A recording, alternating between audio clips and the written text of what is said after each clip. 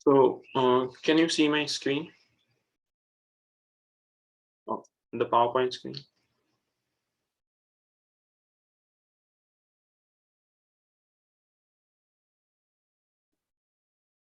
Okay, yes. Okay. So, just a bit of introduction about me. I am a graduate student at University of Kentucky, USA, and I've been working on Python and automation for a couple of months or a few years, a year now, a year or so. And I wanted to share this experience with you, and maybe this will help you with the jobs that you're running in computational chemistry. And the program that we are going to discuss today is agnostic. It means that it does not really depend on what computational chemistry job you're doing. Rather, it can be anything. It can be image processing if you want to do, and such things can be done now with the thing that I'm going to discuss now. Sorry. So this workshop, we would need a Miniconda installation, a Linux machine, and ID that is optional. So I will start a poll now. So just to check how many of you have these requirements satisfied, so that it'll be easy to have a hands-on experience if you have these things installed.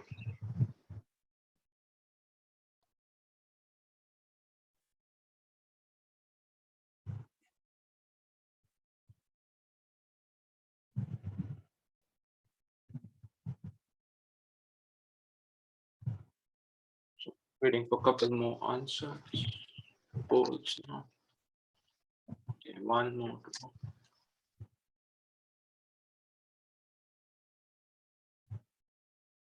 So we would definitely need a Miniconda installation. And if you look at the documents that I sent you, the requirements, there's instruction on how to install Miniconda. So you can go ahead and install Miniconda as soon as possible because that will be required. PyCharm is not necessary for us. So in that case, so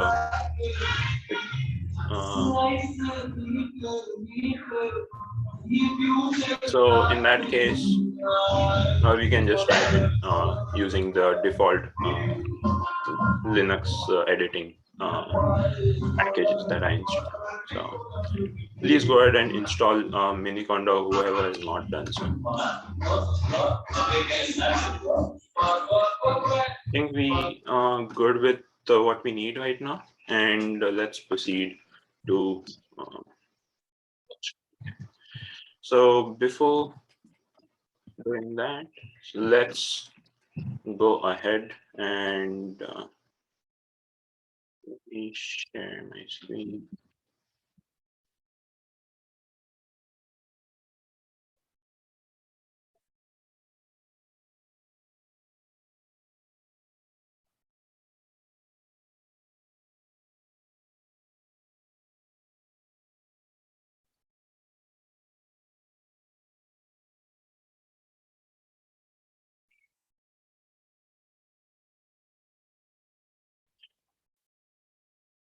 So we need some of the files for this workshop. So those files are on GitHub. So we would need to download them now. So for that, we are going to use so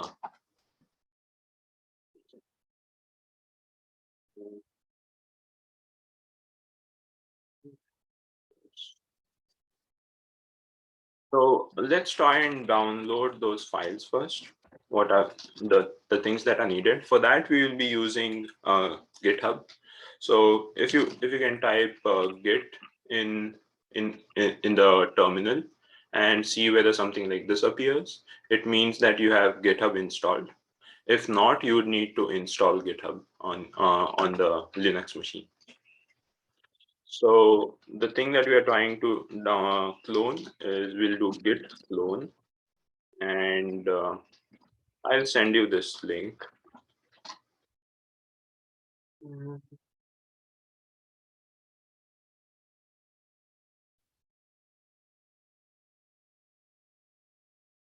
GitHub and chemistry automation.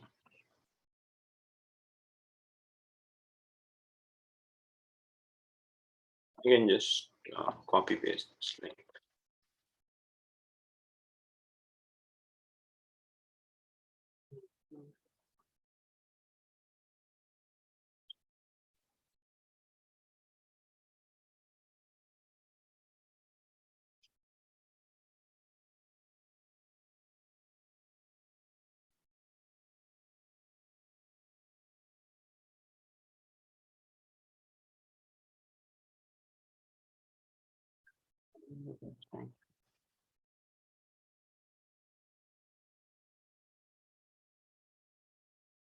So yeah.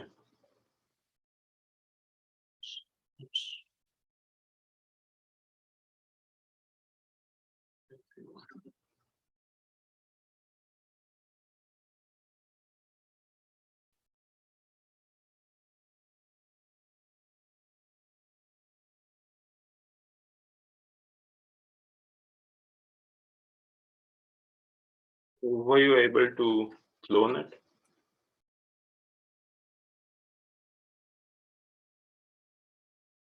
Okay. So if you have cloned it, you will see that folder appearing on the location where you have cloned it. And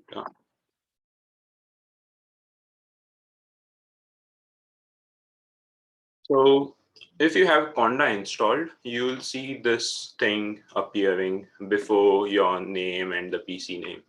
So this says that your Conda is enabled, and right now you're using a base environment. The packages that are required for this uh,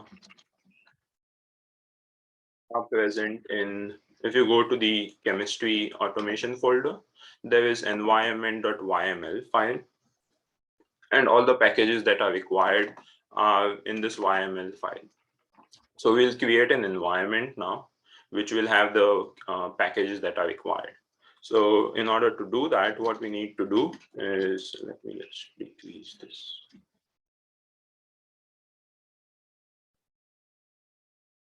So we need to install those packages from that. So the command is conda env. We are creating an environment, and so env create, and we are creating the environment from this file, the environment.yml. So minus f.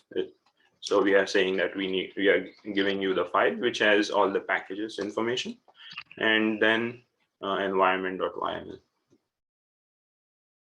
So once you do this, it will get the packages for you, and it may take some time depending on your download speed.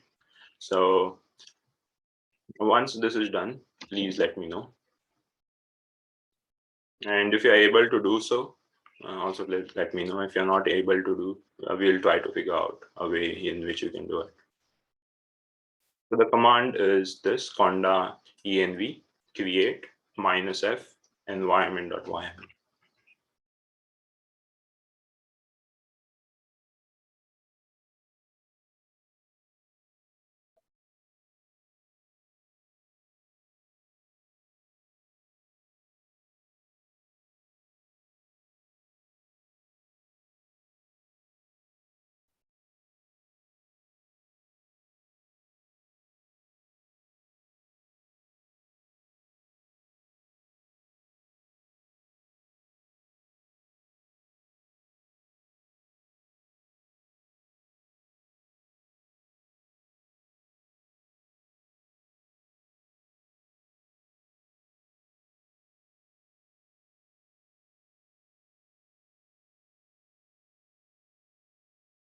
So is everyone at this point where the packages are installed, installing?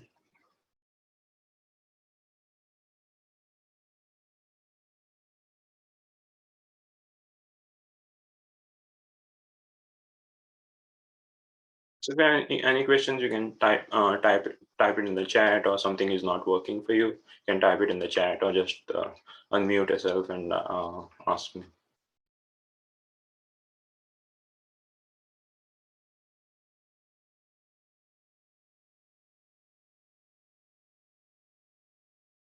Okay, so while this is happening, we will do something else that is required, and that is creating a database. So we need a database to manage the automation part. So we will first create a database, and for that, what we are going to do is we'll use a MongoDB instance for doing that, and we'll create a one which is provided by Atlas.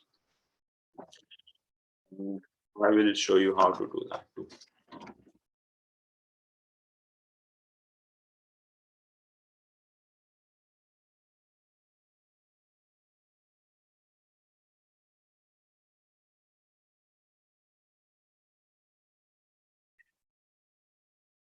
So Vinayak, may I ask a question? this is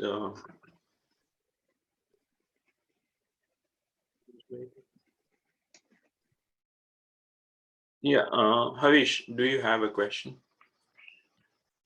So when I'm trying to configure environment in Conda, it says Conda value error prefix already exists. Okay. What exists? The environment exists? Yes, it says prefix already exists.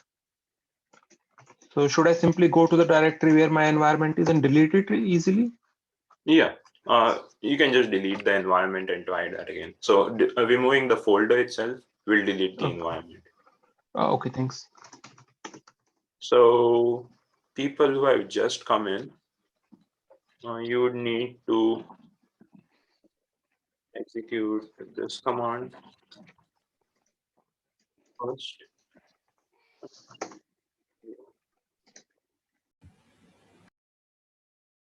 So the first command that we are going to execute in the Linux machine is this.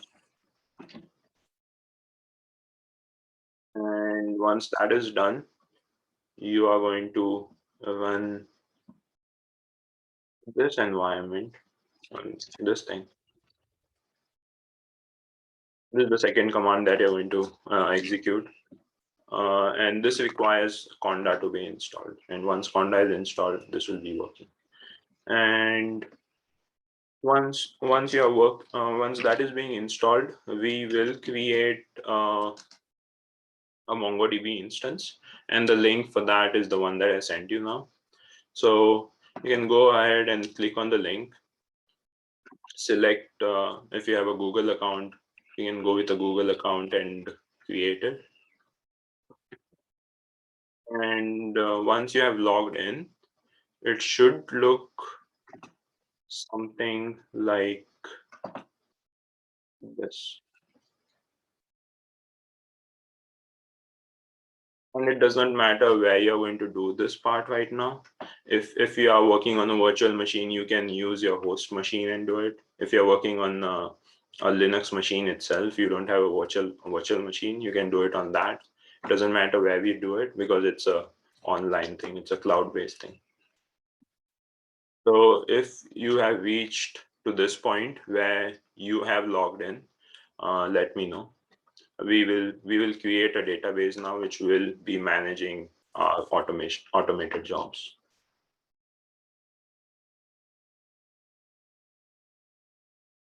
And if you have any questions so far, you can again type it in the chat, unmute yourself and ask me.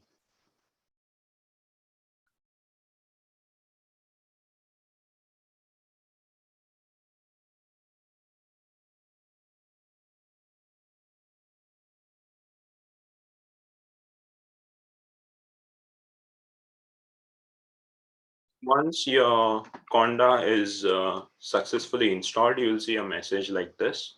So installing packages, and to activate Conda environment, use automation. And if you see something like this means your package installation is complete. So if you have reached this point where you see this message, please let me know so that we'll get an idea of how many people have installed it. You can type something in the chat or use the emotions, the reactions in the Zoom. There's 1, 2.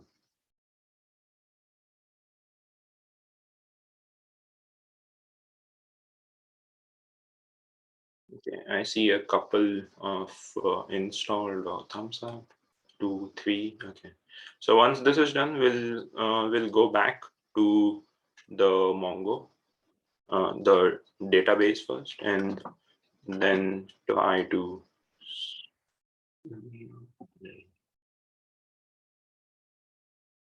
create a database now.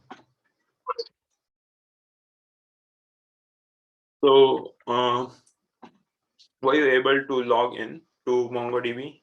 And if you see this page, please again leave a thumbs up or let me know in the chat so that we can proceed with creating the database.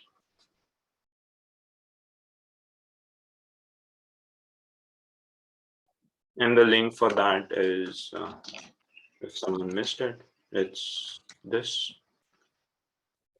So you can use your email or Gmail, whatever you want, and log in.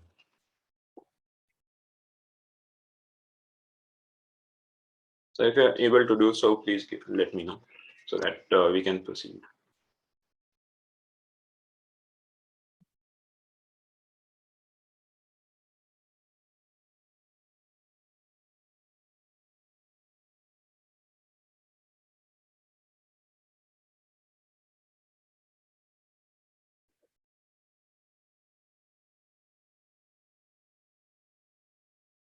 Okay. Yeah, and I know you are creating something right now, so yeah, you are a bit ahead of us, but yeah, that's okay. So it'll take some time to create the cluster. So for people who have just joined in, we need to do all of these things. And the first command, which is git, I should have pasted it separately. So this is the first command that you're going to run in the Linux, on the Linux machine. And if you have Miniconda installed, you need to run the second command. And you need to go into chemistry automation, and you'll find a file which is environment.yml, and then do that. And finally, you would need to log in at this Mongo. So that is what you are seeing right now. And we'll create an organization, right? So just click on organization, just give any name. So I'll call it chemistry code, and that is the thing that we run this workshops with. And then we're going to use the Mongo Atlas. And next, and this will be calling organization owner and other things. So create an organization. Once you create an organization, you will see something like this. Yes, Avish. So do you have a different account with MongoDB? Because when we create an account with a like free version, so it looks slightly different than what you have. But okay, so this is just observation. Sure, it should look something similar as long as you go with MongoDB Atlas. Oh, and this is okay. a new account that I created right now for you. Okay, thanks. So yeah, so once this is done, what we would need to do is create a new project because it needs a project name, and let me call it Fireworks.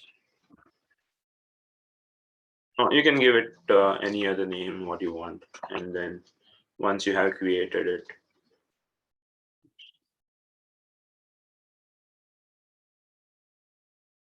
so created a project, and then it'll give you a thing to build a database. Okay, so first you need to create an organization, and within the organization you need, this is the organization over here. Chemistry code is organization, fireworks is my project, and now we are going to create a database. So is everyone on the same page right now? It's like creating a database. And if you have already done so, it's good. And if not, let's build a database. And for that, I click on build a database. And you can buy a create one, serverless and other things, but we want a free one right now. So let's go on the free and basic one. You can select which providers you want and which location and other things. And the name of the cluster, you can change the name, whatever you want to give it. Let me call it MongoDB.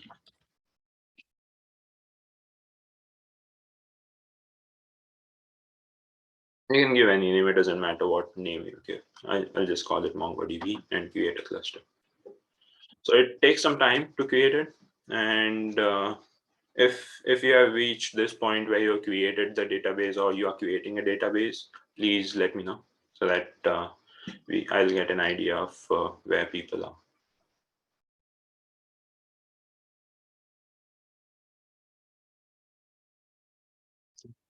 So first just to recap, first we started with creating organization. Organization gave us this page, which is project, and we created a new project. And within a project, once we got there, we started creating a database. Okay, just follow the instructions. It's just click thing. So try to use the free version. If you want the paid version, you can go ahead and get the paid version. But for this purpose, we can use the free version, and it'll be created. So if you are at this point, let's move on to something else. And if you have any questions, again, please let me know. This workshop is being recorded, and you can view the recording on YouTube later. And if you have any questions, do let me know. Raise your hand if you want, or type it in the chat. Unmute yourself and ask me questions. So if you are at this point, your cluster is being created. We will move on to something else. All right, and that is back to the virtual machine.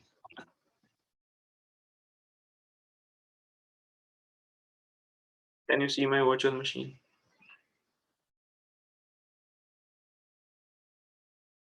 Yes. Okay. Yes.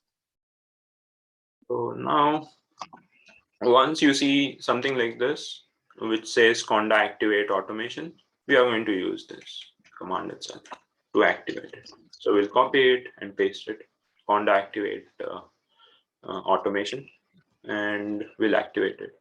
So now we see the thing has changed from base to automation. And if you want to look at what packages I installed, what you could do is conda list. So if you type in conda list, it will show you the list of packages that I installed. And you can see there's SciPy, there is PyMongo, we'll be using that, and PySCF. And there's also this thing which is called Fireworks that we are going to use for automation part. And that is probably the packages that we need so far. Okay. So if you see Fireworks installed when you do conda list, that means we have the environment set up for running our jobs. So let's go ahead and check whether everything is working. So in order to do that, from chemistry automation folder, can you go to examples, and when you go to examples, I should decrease the screen. when we go to examples, you will see 3 files in there, which is geom, op, td, hcf, and pi, frequency.py. So what you can do is run Python. Let me clear this. So run Python and maybe geometry. So Python. People join. Okay. So run Python geom, and if this runs successfully, yeah, okay. But if you see some error like this, you should see some error like this. And if you're at this point, please let me know. You'll see an error when you run Python. Yeah. Yes, I'm seeing exactly the same error as you. Yeah. So this error over here is because the package itself, the package that we are going to use, PySCF, that is for running some. Right now, we'll be running Hartree fork calculations, and just as an example. For that, the problem actually lies in this one, which is miss pi, and you see the error on line 46, creating that. So we'll be deleting some lines in there. So what we need to do over here is edit that file. So if you are at this point where you see this error, please let me know. We'll try to remove this error now. Yeah. So I see a couple of people telling they see this error. Okay. So what you need to do is Python and geom.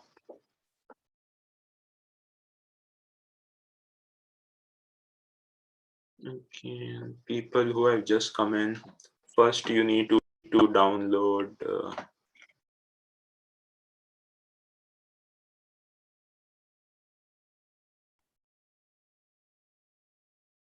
you need to do this on the virtual machine that you have, and then run the environment.yml file, which is inside the chemistry automation. And finally, we are going to log in onto this machine and create a database. So we are at this point where we see this error. So what we are going to do is I'm going to copy this part now, which says where the location of the file is. And I'm going to use VI for editing. So just type in VI and copy paste that location. It'll open that file for us. Okay. So when we do that, we need to remember that line 46 is giving me this error. So when I open this, it'll show something like this, and you may be on top of the file, right? So you need to go to line 46 now. So you can see this number over here, which is the line number. And if I move down, see that number is changing. So now I need to go to line 46. So 46 was giving me that error, and it is this line, the if one, which is containing that statement.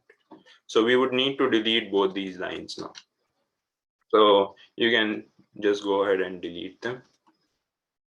And the next line too. Okay. Again, just to recap what we did, we have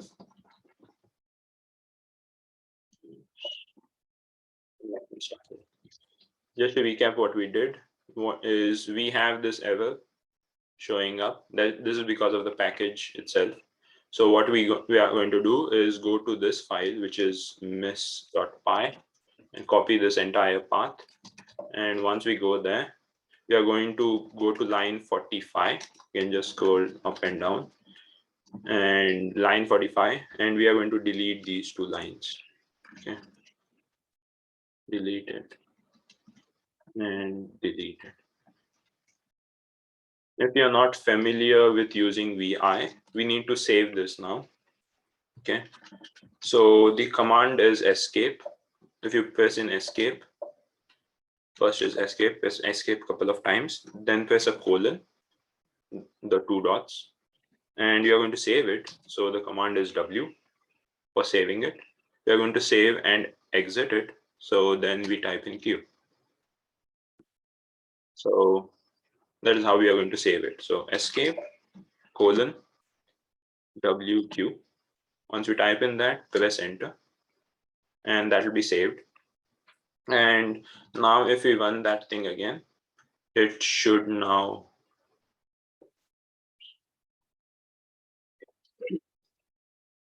say import geometric error. Not right. Okay. So if you see some error like this, it means that we need to install the geometric package right now. So the command would be pip install geometric. This is how we debug errors in Python. If at all you encounter errors, you see module not found, you'll say, okay, let me install it with pip. Okay, so pip install geometric.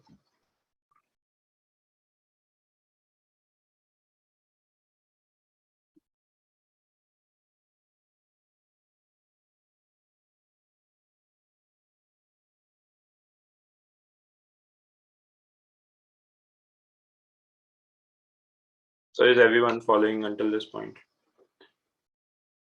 If you have any questions or you did not follow anything, please let me know.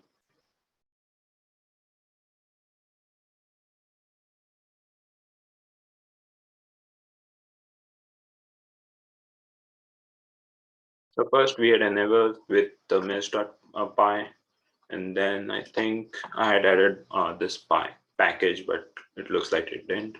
So we'll install the package with pip install geometric. And if everything works out like this, let me clear it. And we have we'll do Python and geo opt right now, because we have installed all the dependencies. And if this thing works, let's see, hopefully it should. There we go.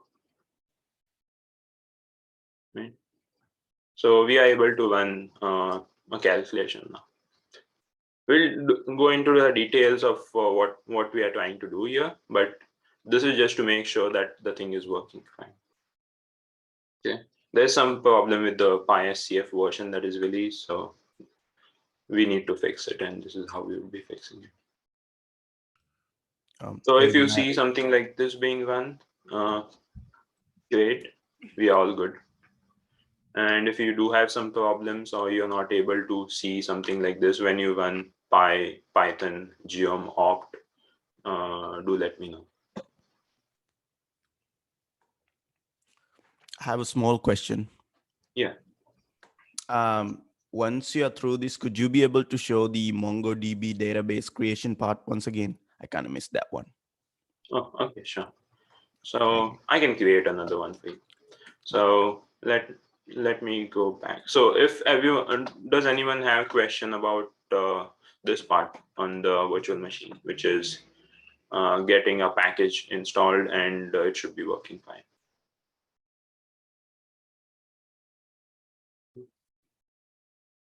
Okay, if anyone has questions, please unmute yourself, or you can type it in the chat and let me know. Okay, so this is that part of getting our packages done. So we are in good shape if you see all of this. So this means your installation is good, your packages are installed all good, and you can even run geometry optimization. So we are good to go with automation. And before that, let's go back to question that I had now, was to create a MongoDB database. Let me go back to share. Okay. So the first screen that you see would be, if you log in, you'd need to create an organization. If you don't have organization, let me see whether I can create another one. So you will see something like this, organizations. This will be your first page, okay? And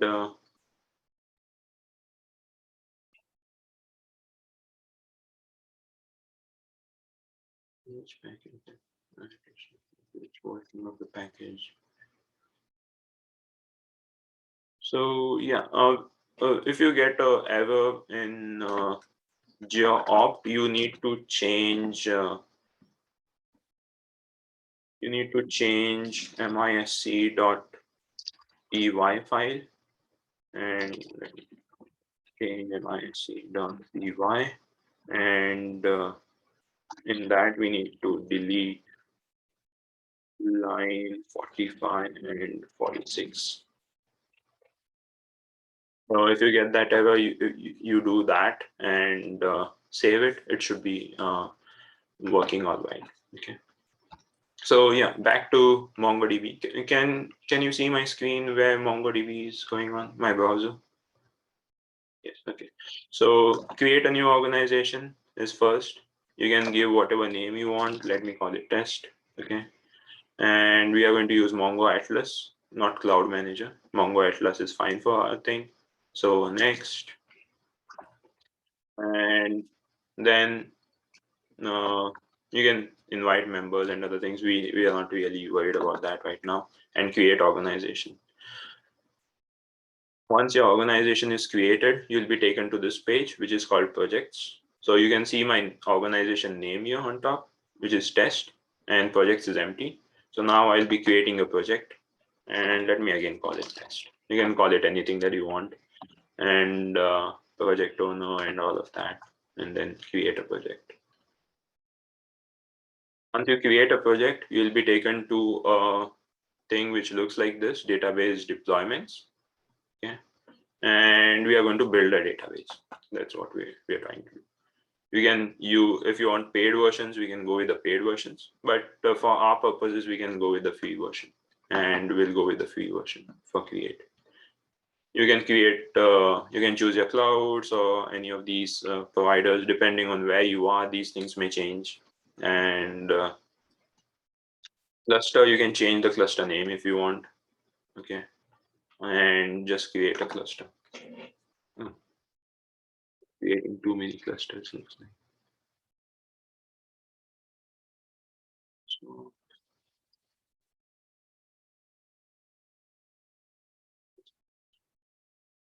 okay, so you'll see something like this. Your cluster is being created. It'll take some time to create it. Yeah.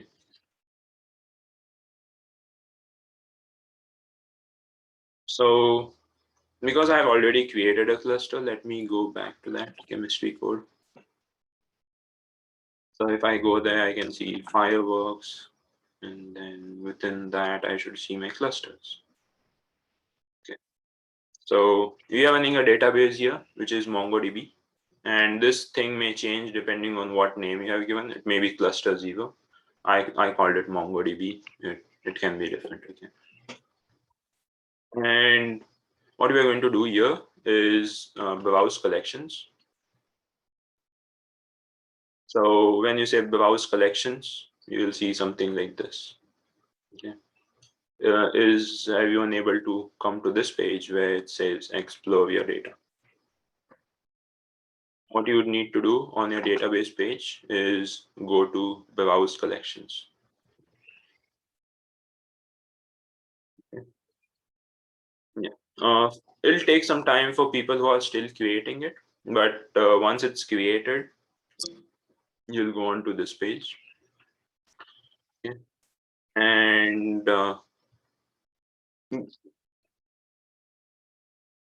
can you guys let me know how many of you can see this page, so that depending on how many people are able to reach here, we can proceed, or maybe wait for others to complete. How many of you can see this page, which is explore your data? There's 1, there's 2, there's 3.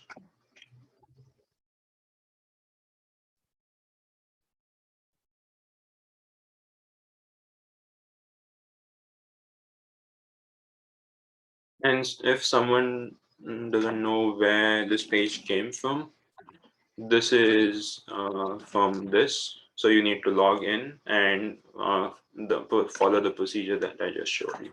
Okay.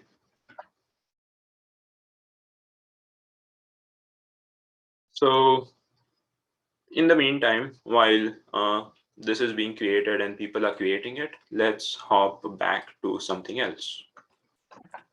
And let me tell you what these databases are. Okay. Let me for a while show this.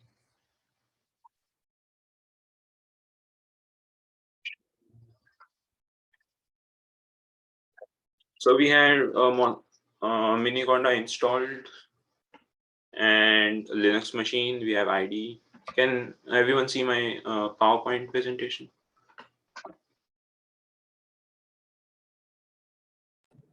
Yes. Cool. So we have Miniconda installed. We have a Linux machine, as most of you did. IDE. This is optional. We'll see how to use it if people have it. I saw most of you. Some of you have installed it and some of you have not. It's okay. So now coming back to the databases that we created, okay? Some idea of what a database does and what type of database we are using. People in the most of the databases that you see around are SQL databases, where SQL is structured query language, and what these are like Excel files for you. Okay, so there's an Excel worksheet. Okay, and multiple worksheets connected together. For example, you can have an employee worksheet where there is employee name, some details and other things, and there is a department worksheet, and those things are connected by some way by the IDs or something. There'll be a department ID in employee so that it links back to a department worksheet, and then there's a location worksheet which links to department.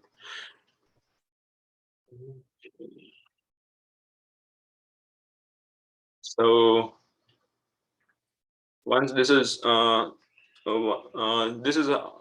the SQL does is it links multiple tables or Excel sheets kind of together, and people use this for a long time. But for searching an employee at a particular location or in particular department, you had to do something like this. So first select from employee where department is chemistry. So it will select all employees where department is chemistry, something like that. But it referenced it back and forth. So people were thinking of removing this table format and putting in values as they wish to have. So something like you can put in, then came the NoSQL, wherein you put in location and employee and as the keys and the corresponding values. But searching and other things was not too convenient for this. So people started using document ones, and where a file itself can be a collection of locations. And within that, we have a employee in that locations. You'll see how this works. And this is what a MongoDB is. So you'll see multiple documents, and within each document, you'll have some details, and these are usually JSON format or Python dictionary like objects in there. And this is what we are going to use for this workshop, and that's a document database that you just created. If you are interested to read more about it, you can follow this SQL, NoSQL, which provides information about databases. Okay. Do you have any questions here?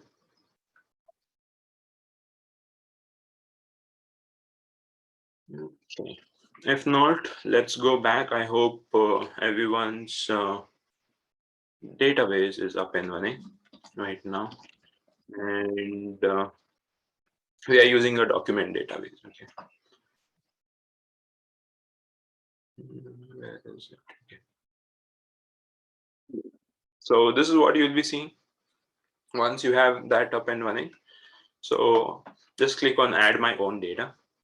And once you say add my own data, it'll ask for a database name, and in that case, you can put in anything that you want in here.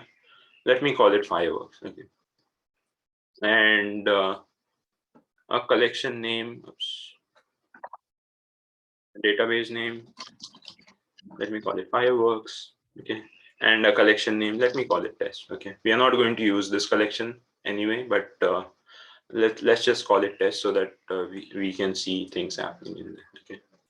So create database, fireworks, and test. You can put in any names over there. I'll tell you what things we need to change later. But if you put in fireworks, things you do not need to change some things. Okay. So once we do that, we'll see something like this. And it says fireworks test. So fireworks is now a database here. Okay. And test is a collection. So if you remember the thing that I showed you earlier, where we had location. So location is the collection, and the entire collection is located into a fireworks. Okay. So not too important for us right now. Okay. So if you're at this point, please let me know. We will need to do some permissions before we get things up and running. Okay. So if you're at this point, we will need to add a user to the database, and once we add it, we'll be able to use this database to store some jobs and run the jobs later on. So if you're at this point, please let me know. If you have any questions, also please let me know. You can type it in the chat or unmute your microphones and ask me.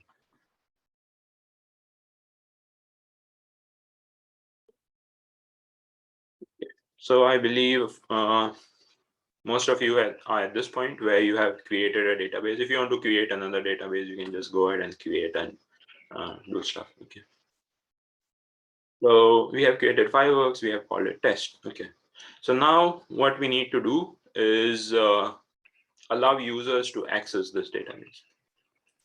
So in order to do that, we'll go to security and database access. Okay. So security and database access. So you see there is no user to this database. And what happens if there's no user, anyone can write into this database or anyone can delete the database. The security is a kind of an issue with this. So we need to add authentication system so that it authenticates and only I can write into database. Okay, in that sense. So we'll add a new database user. For this purpose, we'll go with the password method of doing it. And we need authentication, put in a username. So let me type in my username itself and put in a password.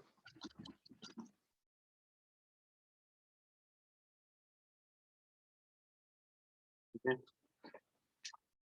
So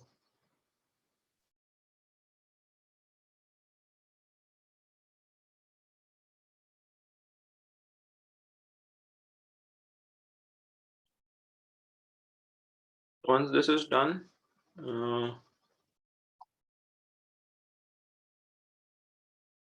what you could do is okay. So grant specific privileges. So click on built-in roles. We can just go to, because we have only one database, so we'll say grant specific privileges. And once you click on that, you'll see all of this coming in. And once this is done, what we'll do is we will select a role. So DB admin is what we need to select here, because we are the admin. We want this user to be the administrator of this database. And the database that we want is the database that we created. So for me, it's fireworks. If you have changed the database name that you have created, you can change this name. Okay. And we'll leave this thing blank. So authentication, grant specific privileges, and then DB admin is the role, and fireworks. Okay.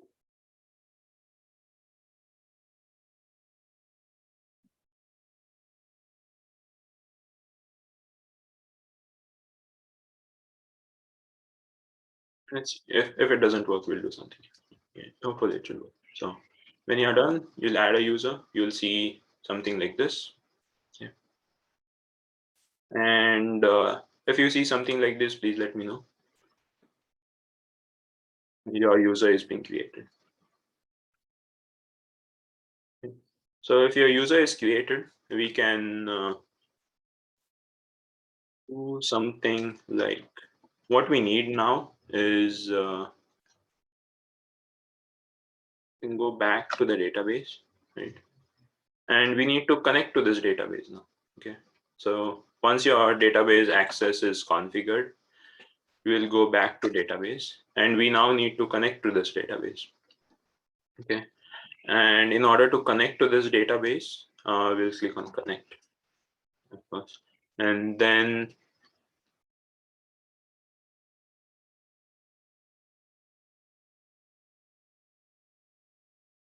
you can click on this one, allow access from anywhere. Okay, so that you can access it from anywhere, any machine.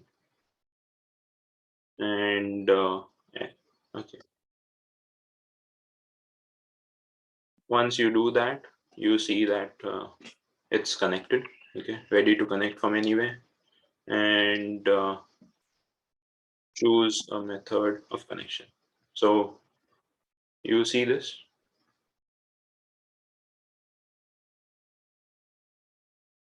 Okay. So we are going to use once we are here, we can click on any of those methods, but all that you need is this one over here. So if you click on the first one, you need not download anything. What we need is this part.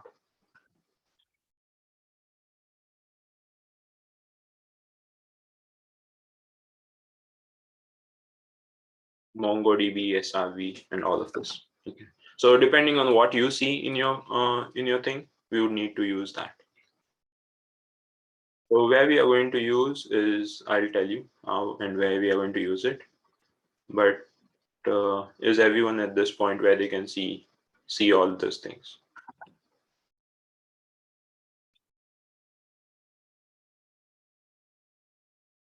Okay.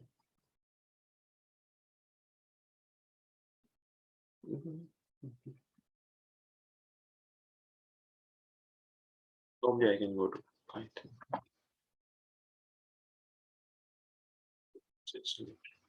Okay, and this is good.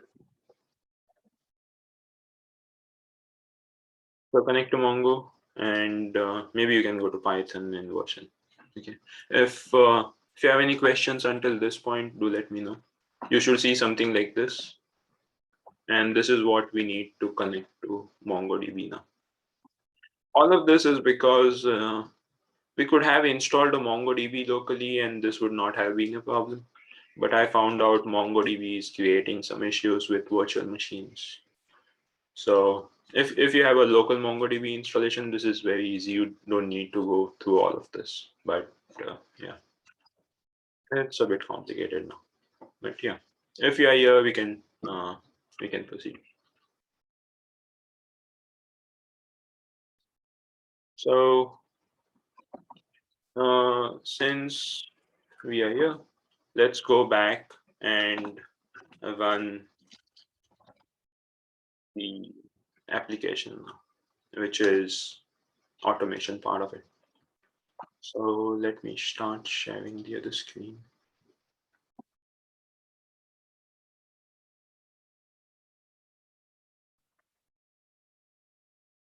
And what we need to do is now go to files folder within this. Okay. There's files and there is examples. Go to files folder. And within files, you'll see a file called mylaunchpad.yml. Okay.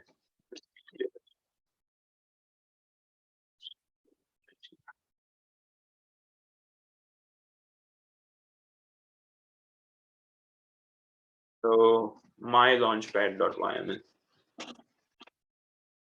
And this is what we need to change now. So the username is the username that you created. The password is the password that you have. And the Mongo server is the part that we see. Let me just share the other one. So Mongo server is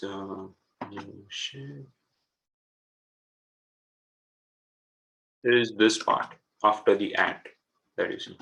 So MongoDB, for my case, is mongodb.pokl, mongodb.net.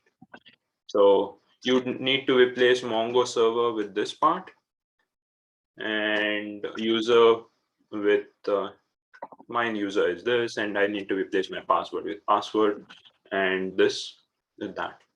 So this is the only thing that you need to replace with. If you're able to do so, please let me know. In the meantime, I'll change the stuff here.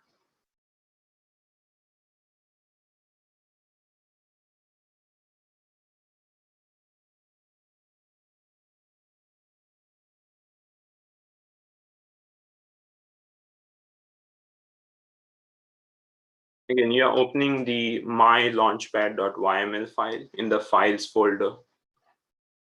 And in the host, you see something similar, mongodb.+srv, and that is what we need. And go ahead and change it.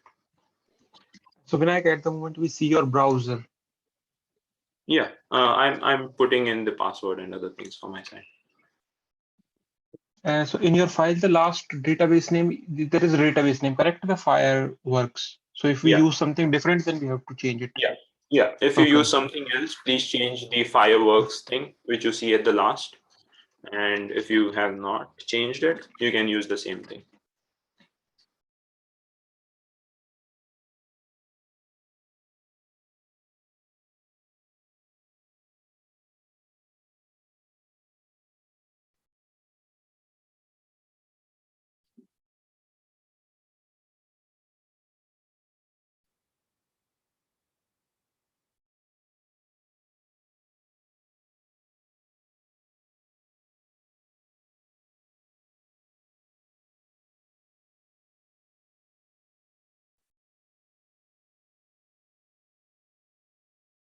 And again, you need to save it. So escape :wq is what you're going to use.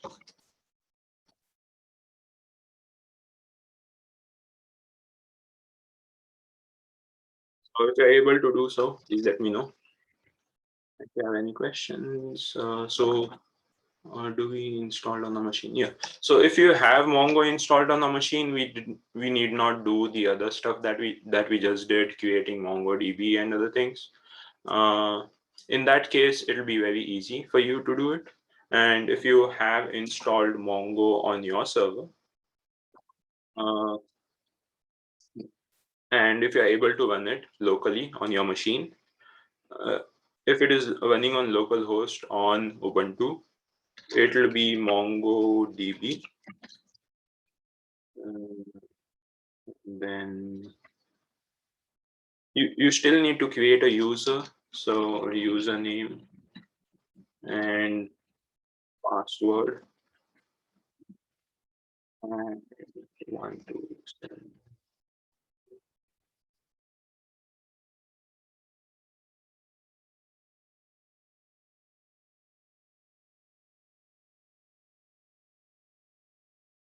So your URI string, if you have installed the thing locally, will look something like this. And your MongoDB server will be running locally. So it'll be 127.0.0.1. But now we have something complicated like this for me. But for your server, you'll have a different version. And yeah, so do put in your things in there, because we'll be updating this. If I reset it, your database will be reset. But yeah, use your part over there. You'll not be able to connect with my thing. Okay. Put in your username, your password, and then MongoDB in the thing that I sent you. So let me share my other screen.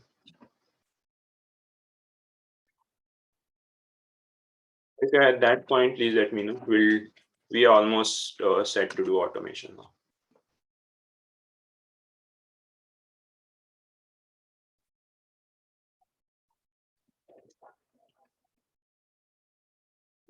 So we have the launchpad file. So how Fireworks works now is with this command lpad.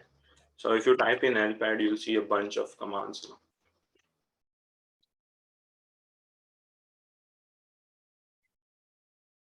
So are you able to see this?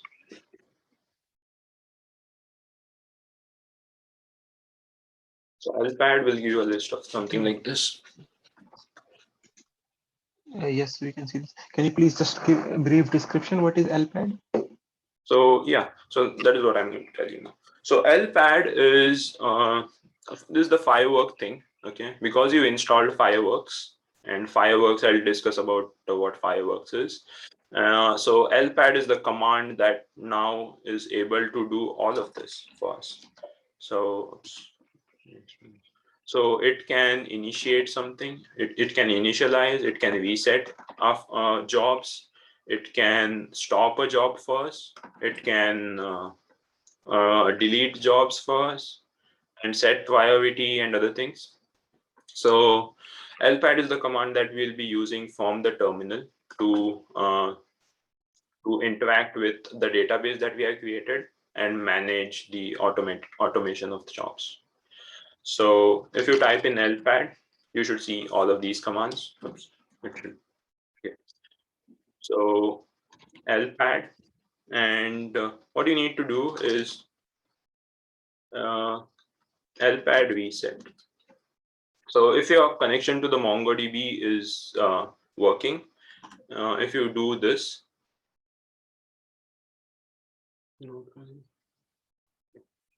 so if you see something like this, it means your package, your installation is not right. So you need to make some changes in the package, in the YML file that is there. So you're going to run this in the same folder which contains the mylaunchpad.yml. Okay. And if you see something like this, we need to make some changes. Make sure your database is right, or things that you have into the database is correct.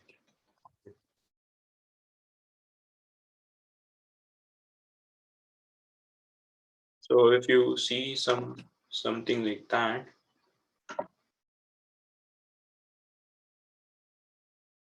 are some of you seeing commands like this? Fireworks was not able to connect to MongoDB. Do you see an empty list? Back. I think you are muted, Rich. So I see value error as you. Okay. So that I think is because of it should have been connected, but yeah. So if you open my launchpad, okay, I have put in Fireworks and other things in here, but the thing is with this server probably, and that let me try to see what it is. So database.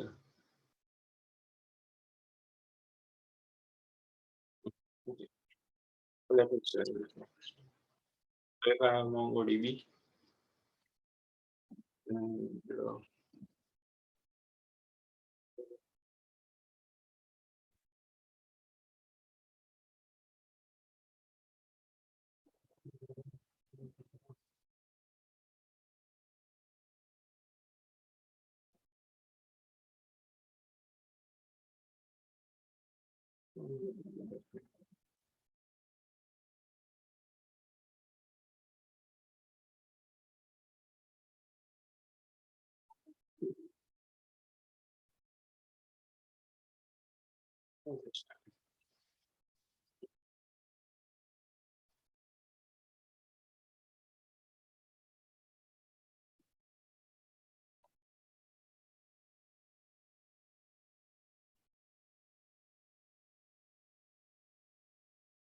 let me quickly check what the problem is.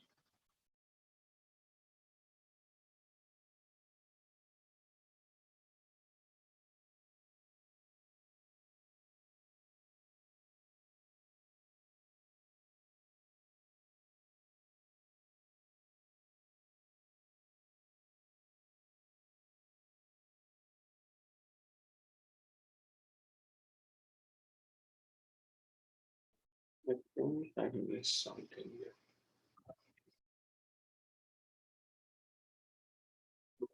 Add this thing, which is 4 and 2701. Let's see, that should work.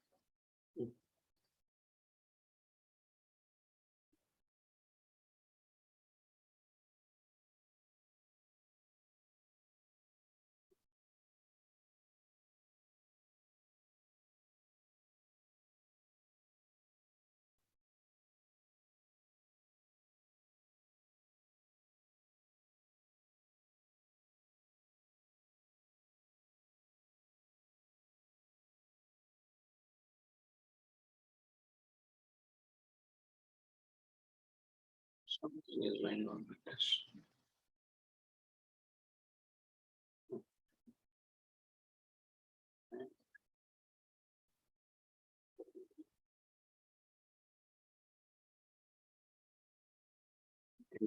That,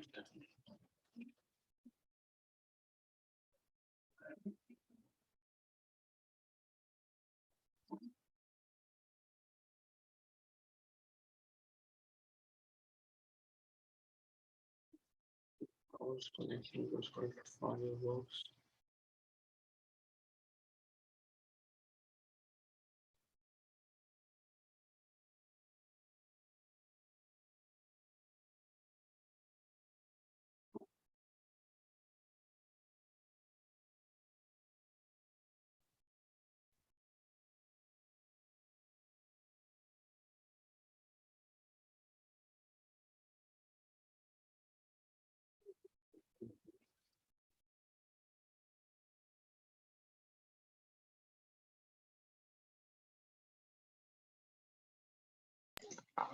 Nayak, Mhm. in your file, you mention port separately, so you have to remove port I think from the top file, from the top line.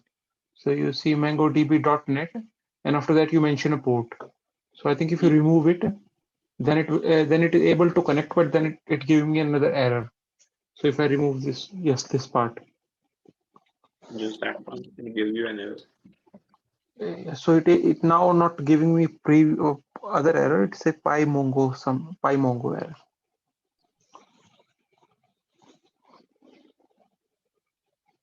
It's still giving me value error. Hmm.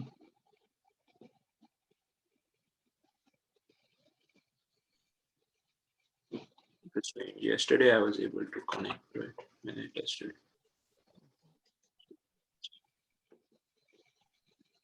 MongoDB SQL.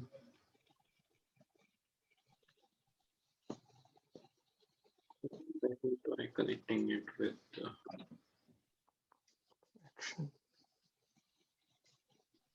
Mongo. Let me put what they say. The question mark. Maybe night sequence.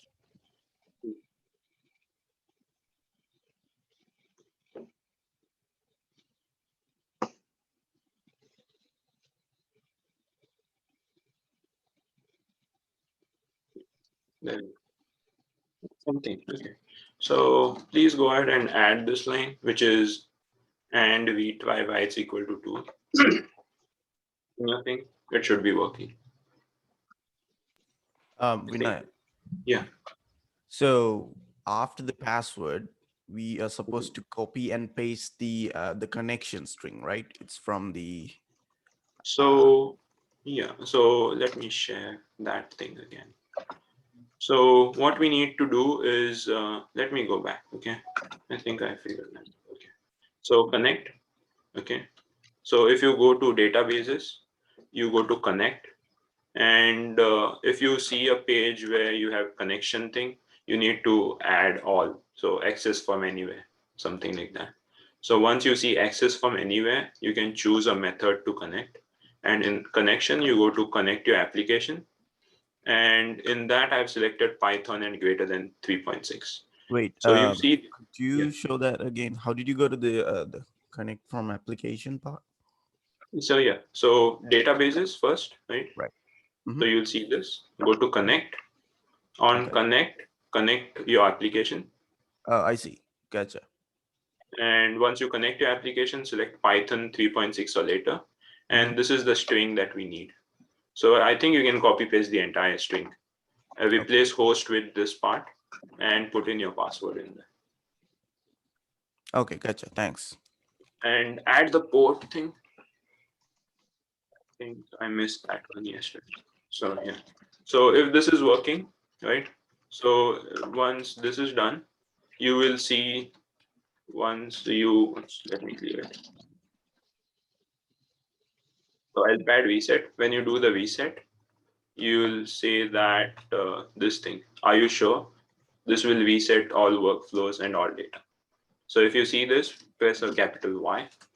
And once you do that, it'll say performing TB and tuning up. Oops. I think I shared the wrong screen. So once you run LPAD reset, you will see will reset, and then you have the launchpad is reset. I think hopefully you can see all of this. Are you able to connect? Is everyone able to connect now?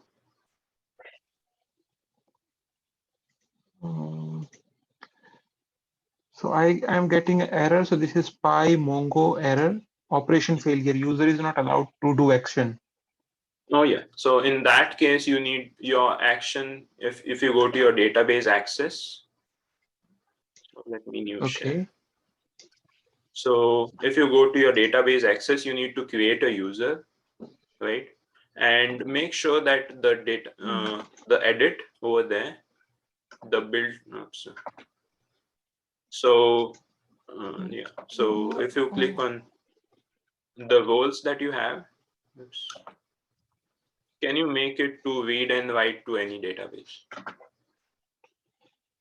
So this is again creating a new database user. No, don't Password create a new command. database user. The database user that existed, you can edit it and make sure you have read and write to any database. Yeah, unfortunately, I'm seeing that I not created. So I went through this step, I remember, but now I'm not seeing the user.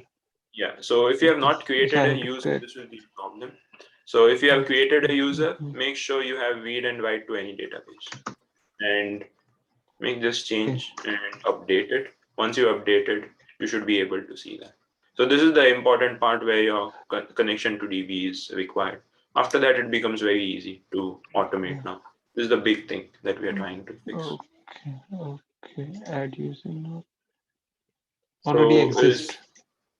Okay.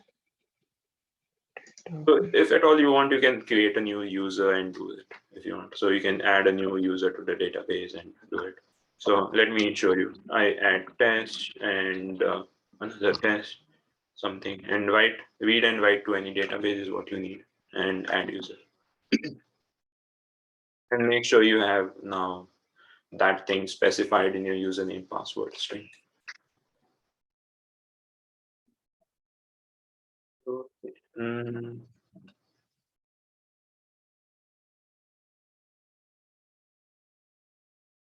So permission set to be read and write?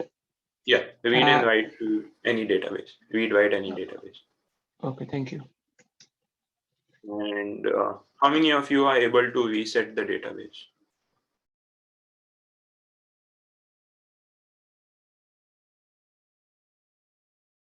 How many of you really see this part?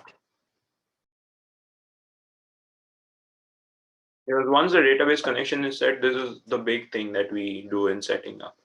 And once this is set, others become pretty easy to follow. LPAD not found. If LPAD is not found, that means you have not installed or switched to automation. So make sure you switch to automation, that is Conda Activate Automation. And if you do not have automation installed, it means that you have not run this Conda env create -f environment.yml command. So first of all, we need to set up the environment. So how many of you have reached this point where when they can see the launchpad is reset?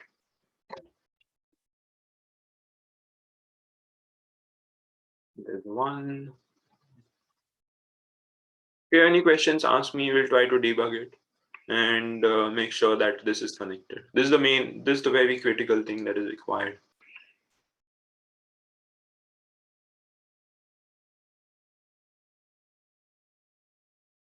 So I see 2 of them have done it. I see a couple more things, Okay. couple more people. So Vinay, Mhm. once you connect, what are you expecting to see? Like once you run the LPAD reset? Yeah. So can you see my terminal screen? Yeah. So this is what you expect to see. Are you sure you'll reset the fireworks and launchpad reset? So I ran my LPAD reset code. I'm getting an error with it says authentication failed. If authentication failed, you are not able to, your user is not right or your password is not right. User password, something is wrong with that. Okay. That part, and avoid using @ or any special symbol in a username and password, because if you see this launchpad, right, I put in simple Mongo 123, but there is an @ in there, right? So it may confuse with @ and @. So Okay. just use a Let me simple, try again. yeah.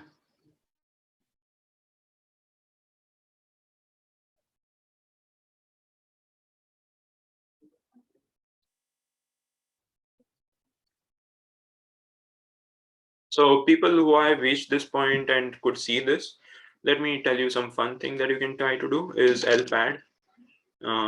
If you just type in LPAD, you'll see a lot of these commands.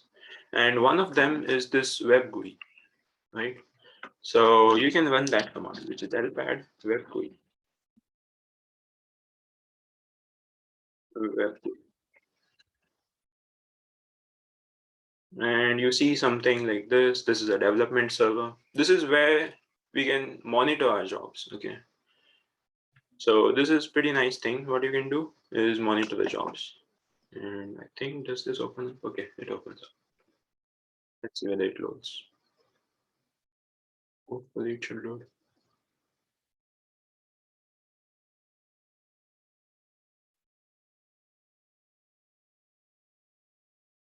There you go.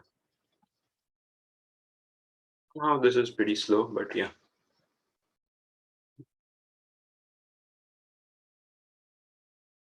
Okay. So this is where your workflows will be there, and it'll show you what is running, what is completed, and all of that. You can get summary. It says you need to install matplotlib.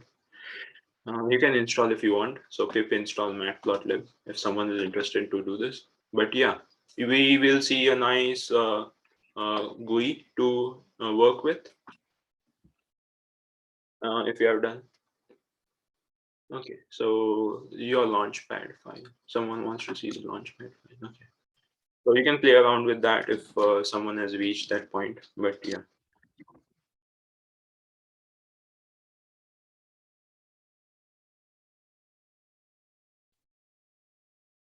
So this is my launchpad file. So please replace this with your things, whatever you have in your MongoDB, whatever you see in there. And port is this. This is what it should look like. And do put in this rewrite equal to 2 and fireworks. And fireworks for me is my database. If your database is different, the database you create at the end, if that is different, you need to change this.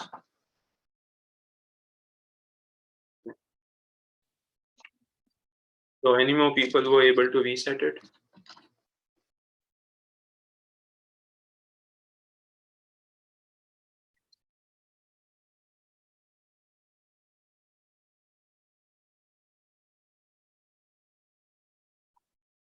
So if you want the launchpad, your launchpad file will be in the files folder. So if you go to the files, you have a launchpad file. You can just replace the things in there. And it'll be username, and everything is in there. But yeah, and let me show you what this has done to our database. Share. So if we go back to our database, and if you want the additional part of connecting, if someone is still there, all we need to do is copy paste the entire thing here. Copy paste this thing. If you go to Python and just replace my first database with your value, and yeah, that should do. And don't forget to add the port and port whatever was there. Okay, so if you go back to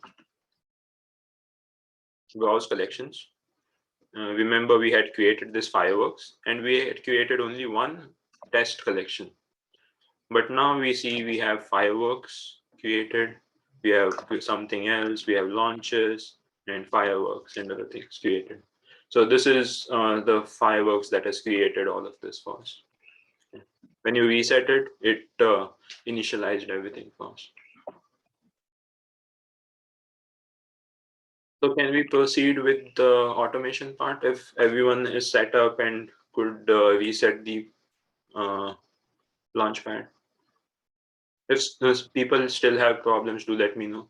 Because if this is not all set up, we cannot proceed with automation.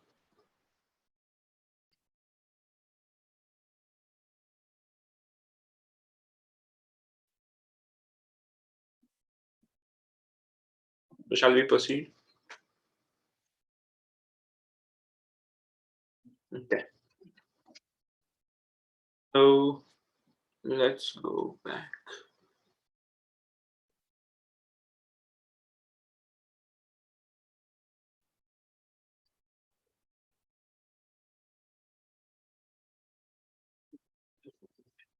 So this is what the database looks like, and then to the architecture.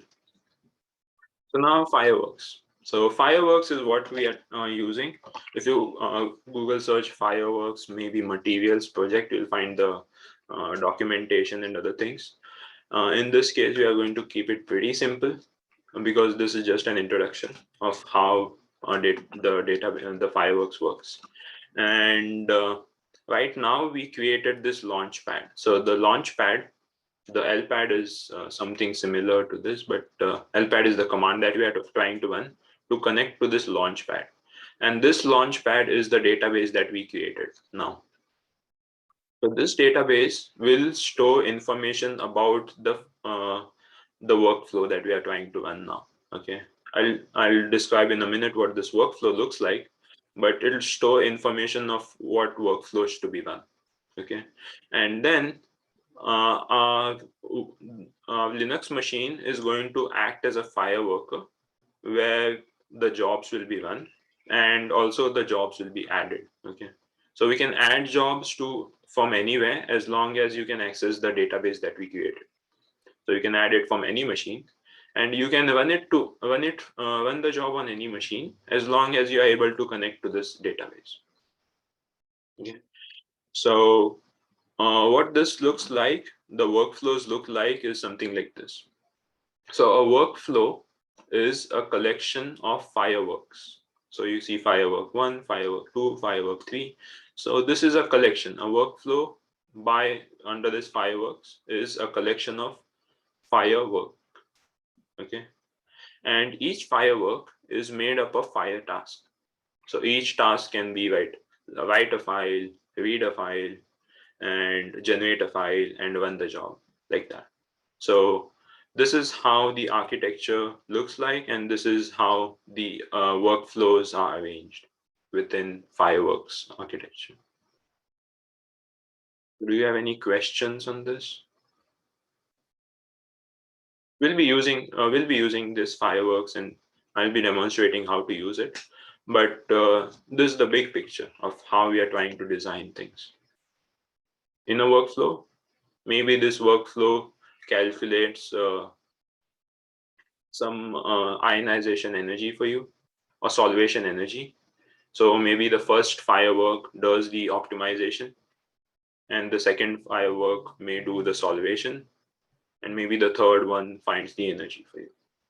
And within each one of those tasks, you're going to read a file, write a file, run the job. So all that comes in a fire task.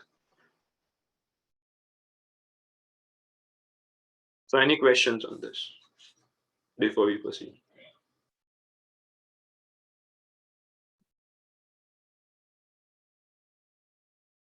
Okay. So as there are no questions, we'll try to proceed. And this is what we are going to do. This is our task for today. One, we'll try to optimize the geometry. What is the DB name? Yeah, the DB name is the DB that you create, right? The Fireworks, in my case, it was called the Fireworks, the database that I created. And if you don't know what the database is,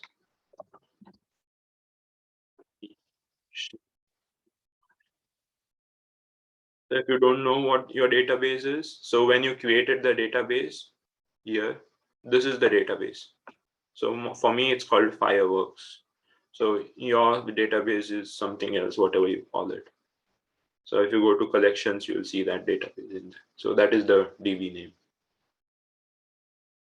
And make sure you add in the entire thing, what you see in, if you want to connect, again, if someone is not able to still connect, so go to connect and connect your application and Python 3.6 or this, and copy paste this entire thing into the host. Okay. And replace this my first database with the name of the database that you have. So back to what we are discussing.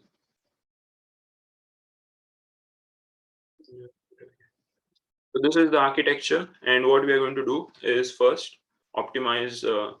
This is simple optimization job. We are trying to optimize the geometry, and then try to compute frequency of H2O, and finally we'll run a TDHF. Okay, and these are the three things that we are trying to do.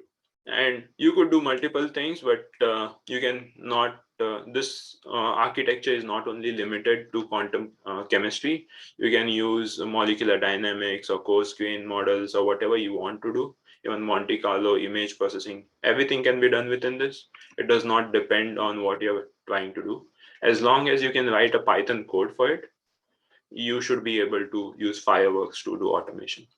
Okay, so our task is to do this, and for this we'll be using PySCF because it's a Python and open source package, easy to install. People can also use Gaussian if they are interested in, or any other packages that they use can be used for automation, but here we are using PySCF. So we'll generate a workflow which does this. So a workflow will encompass all these tasks, right? So as you saw in this, so a workflow is all of that combined together, and we are going to do these three tasks, but we'll do in different format. We'll try to arrange them differently so that you will be aware of how to do it. So in one, we'll just put all of these tasks within one firework. So a firework in the end should look something just like firework 3, just the firework 3, where we have first task is the optimization, second task is the Hessian matrix of frequency, and the final task is TDHF. So this is one architecture that we are going to try. In the other architecture, we'll try to do 3 of them, where we run one will be just for optimization, the other firework will just be for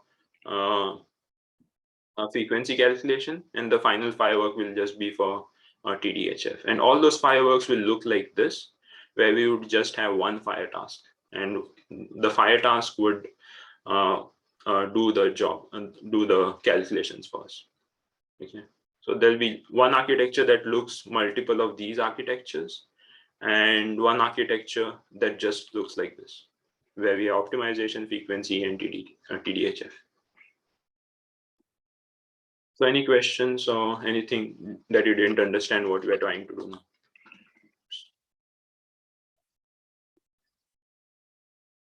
Yeah, so we'll be generating two workflows.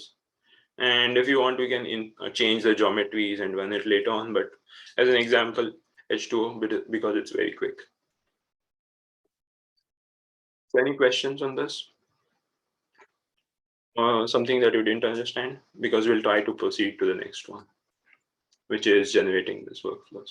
And I won't deal a lot in PySCF.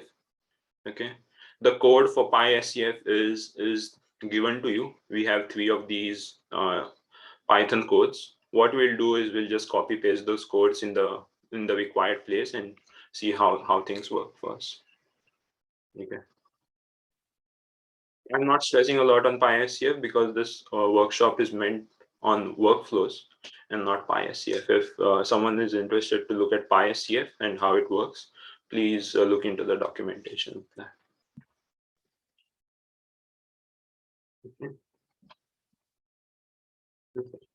So now let's go back to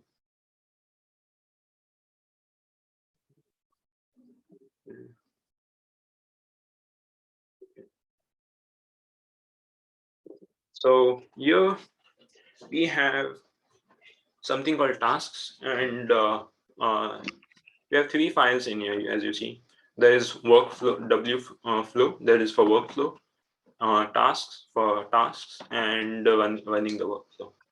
So first of all, we need to generate the tasks. So if you open tasks.py, you will see the code for this, right?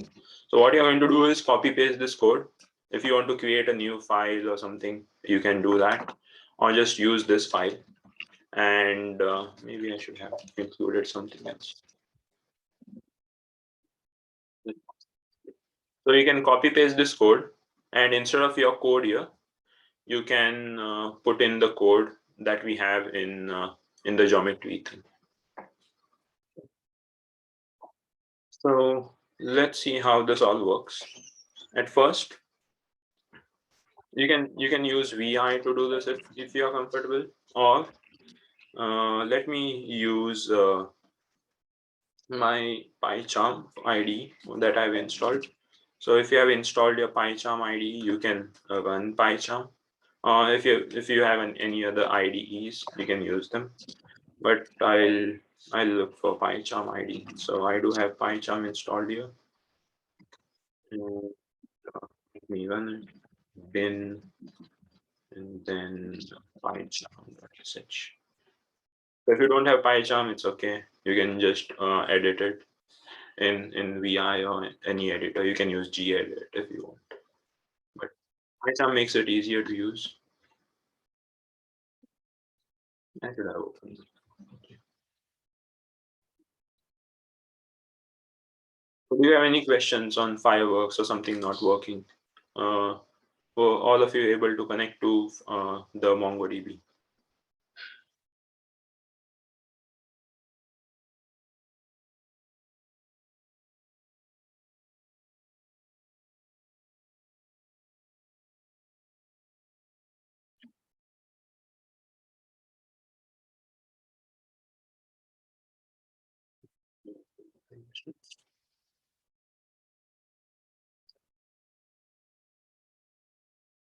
So I had a new one.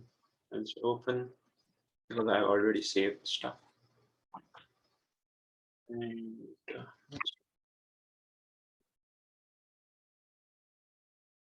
so it's downloads, chemistry automation.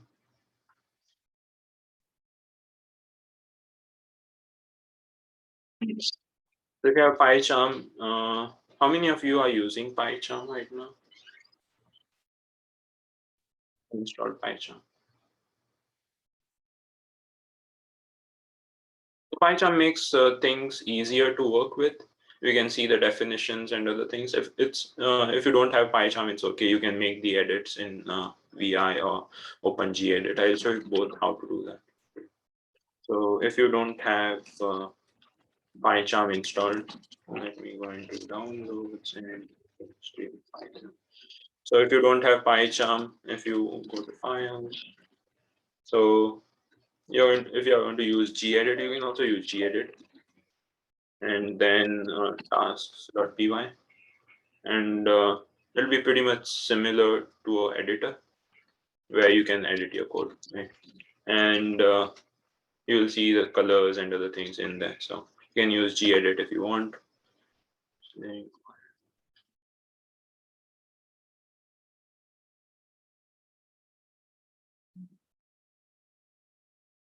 So yeah, so you can use this gedit and save it and then run it if you want. But yeah, this is how you can use, and this is easy to use because it's a GUI that is there. So let's start with this. So you see my file, okay, not it.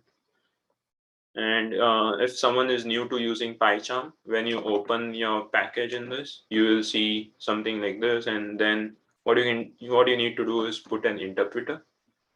So there's no interpreter set in, and what I can do is add an interpreter. And for this, I need to look for the packages, which is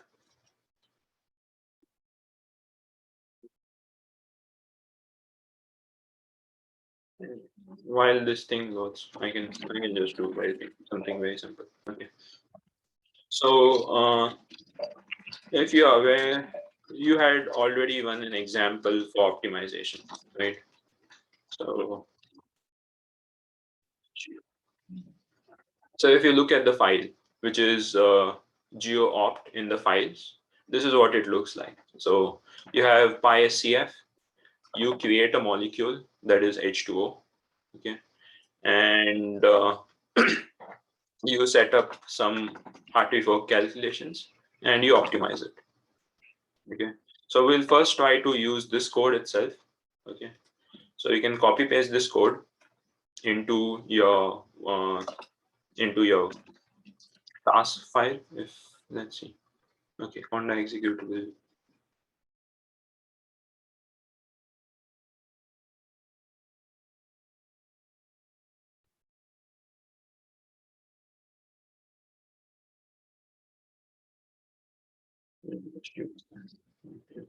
So we can just copy paste this code itself. Okay, you can copy this code and let's do it in.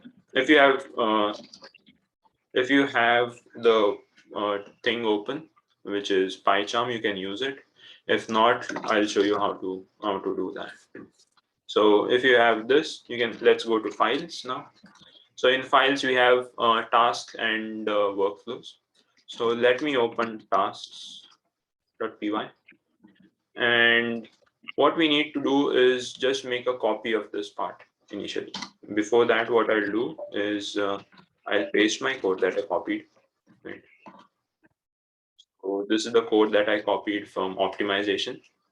So you can open gedit or something and copy it if you want. So this code is what I need, right? So, and to convert this code that we just ran before when we started it, it did run an optimization first. So what we need to do is just decorate it with this part. So if you have a Python code that works, all you need to do to convert it into a firework is to just copy paste this part on top of it. So if I copy it and then probably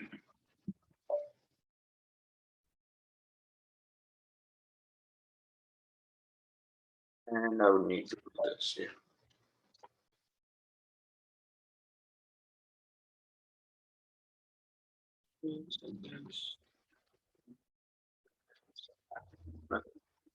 So this is all I need. And I can call it by a different name. I'll call it optimize. Optimize fire task. You can give it names. It doesn't matter what name you give. So this will run the firework first, and it'll be optimizing something. And in this case, it's optimizing H2O.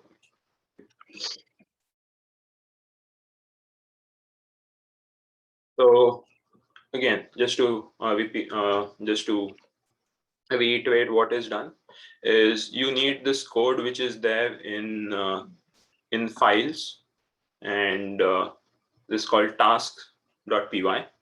So you'll need to just add this code on top of the code that you have. So the code that we have for optimization is there in the examples file, examples folder, and geopt. So if you just copy paste that code and put in this on top of the task that we are going to run, is all that needs to be done to run a firework. Okay. In this case, we are just going to run an optimization job. And then we'll see how to add things later. So is everyone okay with this? Was everyone able to do that? If you have any questions, do let me know.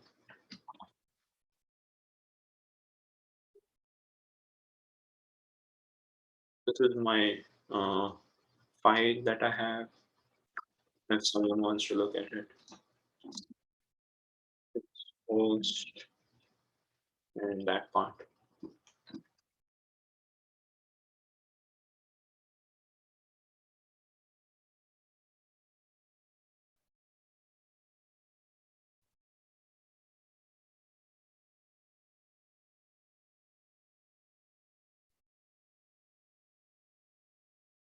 Okay. So were you able to do that in the task part? So copy paste it in the task. I created a new job which is called optimize, and I copy pasted this entire thing. And the code that I need to run is this, right? So I added, oops, I think I made a mistake here.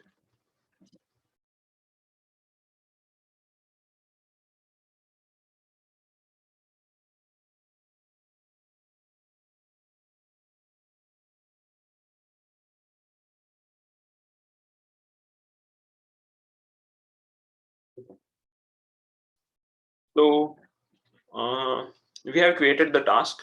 So if you remember, we had a task, and within the task was within a firework.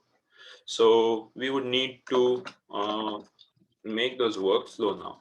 So if you go to workflow.py, so you will see how workflows are created. So from files.task, we imported everything. And now what we need to do is pass a list of tasks in here. If you look, let me keep it as it is. Okay. Let me just copy paste it.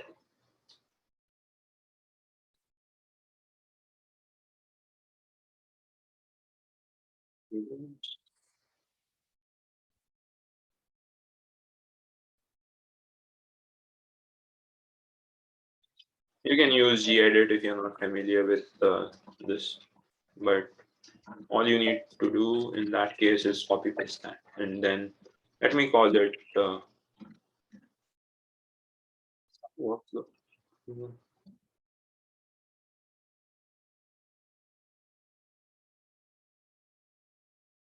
Only QW.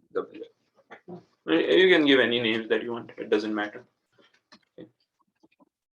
And there'll be one which is fireworks, and fireworks contains a list of fire tasks, and a workflow will contain a list of fireworks, if you remember what we had discussed about it. So now within the firework, what we need to do is pass a list of fire tasks. And if you remember, we created this task which is optimize fire task, was it? I think this was the name. Optimize fire task was the name. So if you want to pass in multiple, you can just pass in like this, optimize task. And suppose if you had frequency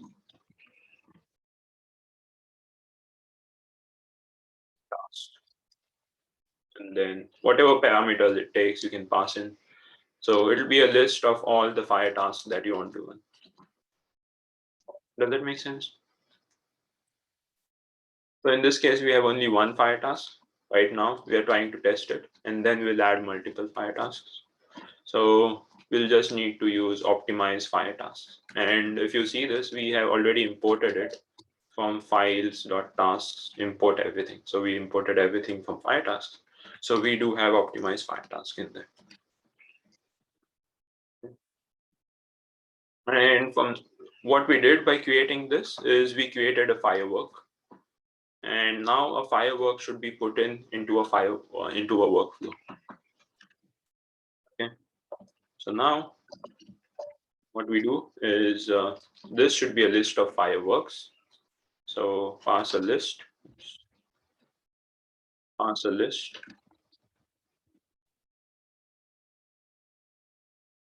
fireworks. So the firework we created here is just passed into this. And this will return us the firework that we want. Does this make sense? Do you have any questions? Is this too confusing or you didn't understand something? You can ask me. Let me see if someone is in the chat.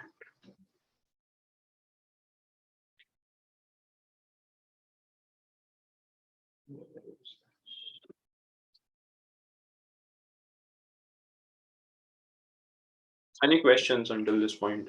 Or were you able to do this part?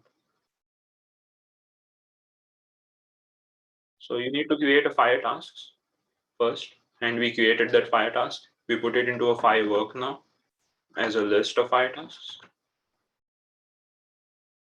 Okay, yeah. So once you do something like this, and once it is done, we'll save it. Okay, and we created the workflow that was required. Now, in order to run the workflow, I have created this runwf.py. So if you open runwf.py, and this imports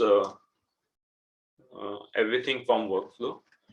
And my workflow is now called, what is it? Molecule.workflow, right? Molecule.workflow. So this is now creating that. And so from my launchpad, so you need to put in the location of your launchpad. And then what we are going to do is we are going to add that workflow. The only thing that you would need to change here, if you have changed the name, is WF is this.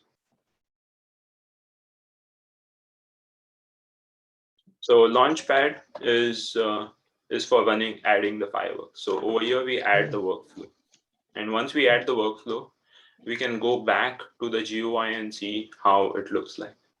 Okay. So do you have any questions at this point? Vinay, Yeah. in the task, when we define our first fire task, this optimized fire task, so there you pass argument fire task base. Yeah.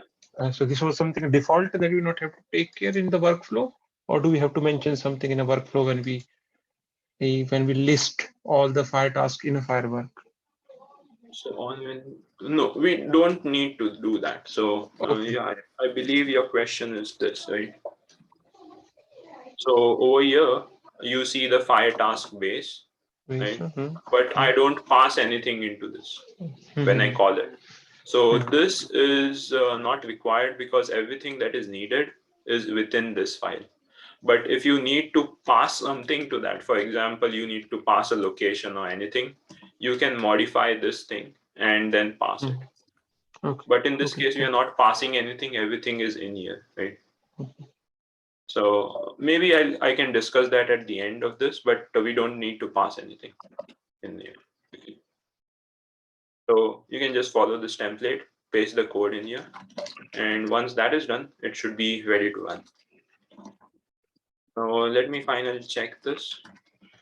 So if you have molecule WF, let's check the one, what was it, workflow.py, and see whether everything is in there. Okay. This looks fine. If you want to put names and other things, we can do that. But once this is there, what we'll do is Python. Oops, I need to activate it on the.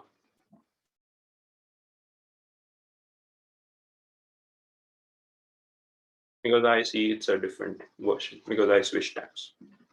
So now I have that. All I need to do is run this. So Python. Let's see. Hopefully it works. So if you see something like this, we are in a good shape. So if you run it and you see files, not no module named files, this is pretty good. Yeah, so I see this is. Okay. So what happens now is if you see this import statement, you say from files dot wflow import. So you're importing something from this location itself, but your Python does not know what files is. So in that case, what you need to do is I can type in the command here. So it's called export Python path. Okay, this is a what did I say?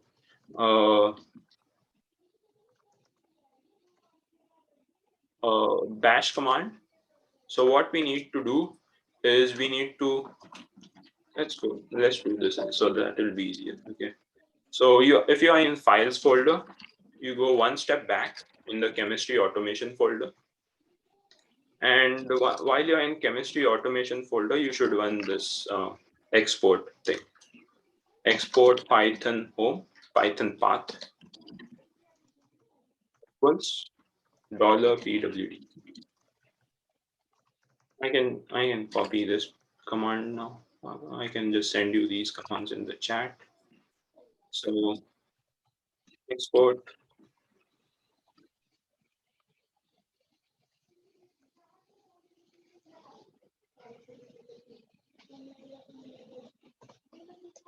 so this is the command that you need to run. And make sure you are in the chemistry automations folder and you run that command. And once you have run this command, you can go to the files and see that it should be some, if everything is okay, there should be some different error or there should be no error. Hopefully there is no error. Files, what files now? Yes, same, I think. So I receive same.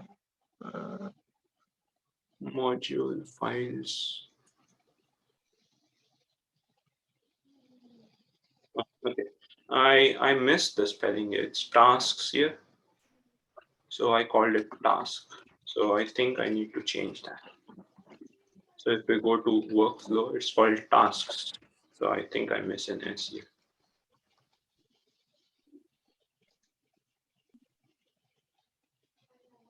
You see it's saying files.tasks. We have in files, we have tasks. The S is missing. Let me see. Hopefully this works. Fingers crossed. Oh no.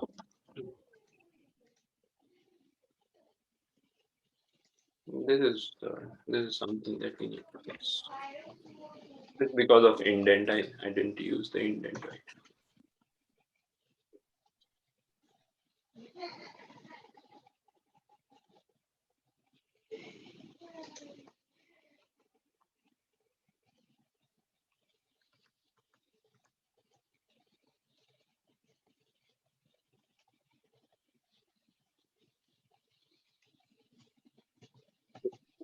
My bad.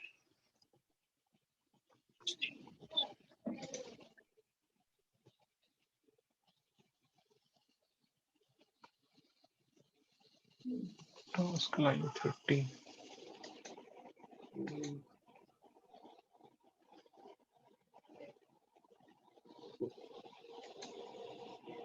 So make sure you have this pass in there. If you are using task, make sure you have pass before that so that this thing is not executed. We don't want that to be executed. It's just a template for you to work with. And now it is working, but the problem is with the molecule WF. So what did I call it? Molecule WF. And this is, okay, I spelled it. So if I go to workflows, I think I spelled it wrong. It's WF here, and I called it FW in here.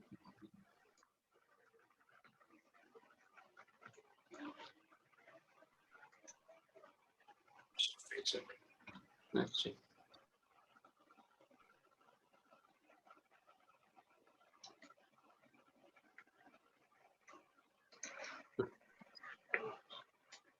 Not import launchpad.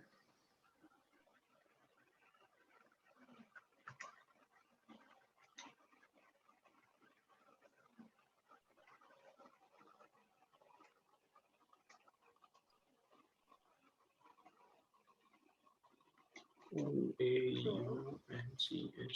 Workflow. So let's see. So we have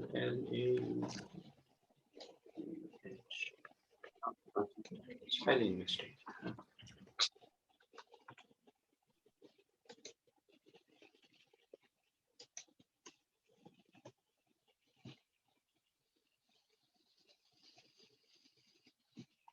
There we go. Successful finally. Okay. So if you're able to do this, it will show you added workflow. Okay. So what was the And last step? Because no, there was some mistake in what I had written in this file. So it should be launch P should be capital, as you can see on top here.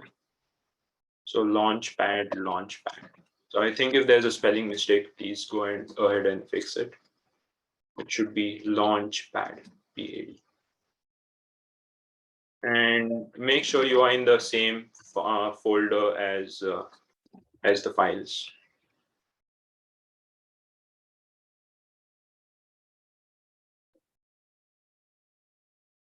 Sorry, guys, is this working for you guys now? So just to recap, what we have done is if we go to tasks.py, we copy paste the serialize the part that we have on top, and we call it optimize fire task. And from the geometry opt file in geom opt file in examples.py in examples, we copy pasted that part here in this code here part. And once that was done, we went into the workflow creation, which is wflow.py. And within workflow, we copy pasted this my workflow and now called it molecule WF. And within firework, we need to pass in a list of fire tasks. So we create a list and then pass the fire task, which is optimize fire task, which we just created back in the tasks. And to create the workflow, the final workflow, we need to make a list of all fireworks. In this case, we just have one firework, which is WF. We put that in and we return WF. Once this is done, we now are set to run the firework. So you can go to run WF. And within that, my WF, the workflow, that is molecule WF. Once I have that, I generate this way, create this launchpad so that if you remember, this is the access to the database. So now I can access the database and write my firework in there. It will not be executed. It will just be stored in there and ready to be executed. And once that is done, I'll pad and I'll pass in this WF here, which I just created. If all is fine, you also need to add the export thing and export Python path equal to pwd in the chemistry automations folder. Once that is done, you can run Python run workflow.py. I'll run it again. You'll see two things added. So workflow I did something like this. And now I can view these by web GUI. Oops. If I do this web GUI, you'll see a thing opening up for me, and this will be running in the browser.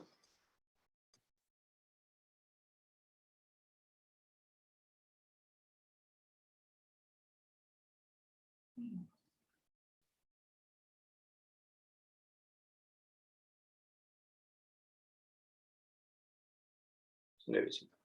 So we don't have didn't name it yet, but we can name it if you want, and it will show something like this. And within that is also unnamed. So when you click on that, it'll show what that fireworks is. It's called unnamed, but within this you can. Okay, so within this we can see the tasks that we have. So we just have one fire task. If you remember, this is a workflow, a firework, right? So within this firework, we had one fire task, and that fire task was optimize fire task. And this is how it looks like. And if you want to look at the entire workflow, this thing also provides a nice architecture of it. So if you just click on the workflow itself, WF, so it will show you the number of fireworks together. In this case, we just have one firework, so it should just show you one firework. But if you have multiple fireworks, it'll show you multiple fireworks in here.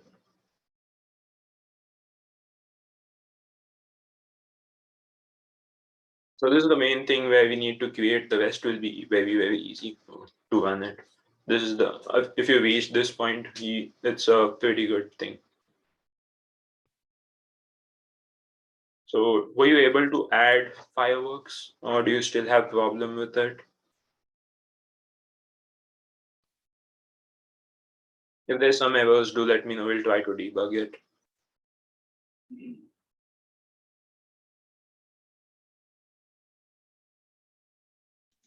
Vinay, till this point, did we actually use MongoDB for anything at the moment, or no? The MongoDB is where these things are stored. So if you go back to your MongoDB server and look for fireworks, you will see this information in there. So that is where we are using MongoDB. If you go to fireworks, you will see this firework added, and workflow is also added. So you'll see, depending on how many workflows you have added, you'll see that information in there. That's why we need the MongoDB.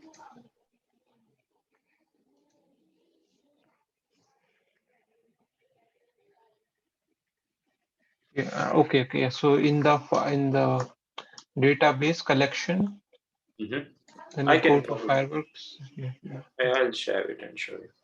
So that everyone can see that. There is this.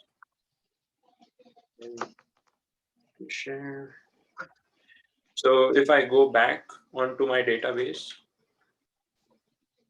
okay. So if you go to collections and the database that I just created, because I've added two fireworks, you see that fireworks state is ready and archive launch and all of that data in here.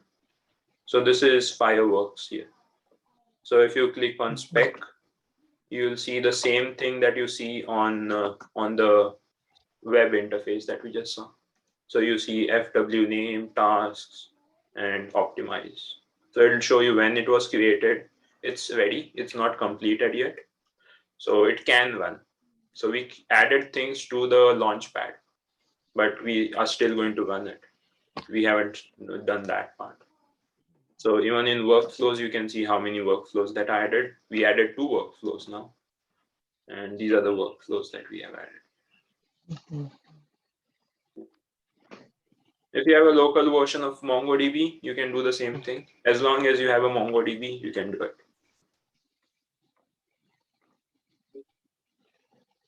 And just to... So one more question about the task. So the tasks that you specify, like you at the moment you wrote these Python. So you called several modules of Python in the task to do optimization and something. But So the working of this task in a workflow depend that this task able to detect when these modules are exiting or no. So I like, okay, didn't. so first, so let me explain this. One moment. So in your task file, Mhm. we have a first step, like, okay, we create a mole, and then in a function, then we do the SCF, and at the end optimization. Mhm. And this is the one task, and within a function, each thing has to be finished before next is executed. Mhm. And whenever we write any task, we have to make sure that the program is able to detect that. So like usually when I submit a job, it goes to cluster. So cluster that is running separately, and then it is done. Mhm. So once you run this task, you'll get to know. So once we run it, Mhm. the one task that we have right now, which is optimize WF, so optimize fire task. So that task will be run, and once if that task fails, your entire workflow will fail. So Okay. if there's some error within that, it's going to be failed. And if you're running Mm. this on HPC or a cluster, you need to copy these files that we just generated. The files within files folder, we have the tasks, we have the other files. All those files should be copied to the machine that you want to run this on. Because if you look back into the fireworks, let me show this. It does not have a description of what this task is. All it knows Mhm. is it should run fire tasks. Oops. Cancel. All this no all the thing all the information stored is there's a Python module called files. Within that you have tasks, and within that you have fire tasks. So if you are running anywhere, make sure that this thing is accessible in Python. So as long as this thing is accessible in Python, it should run it for you. But if you try to run this code right now on an HPC, it's not going to run because you don't have the files fire task thing defined in there. Okay. Okay, I think yes, I So got it. Thanks. so any questions, or anyone was not able to do something that we just did and see the fireworks showing up with unnamed FW. So how many of you were able to do it? Just show thumbs up or something so that I get to know that it's working for most of us. There's one thumbs up.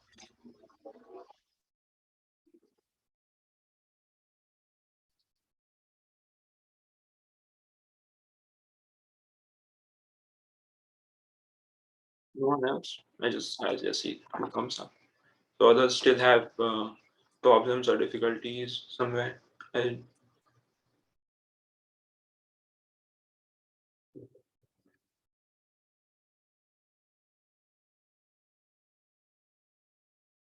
so now back to running this thing.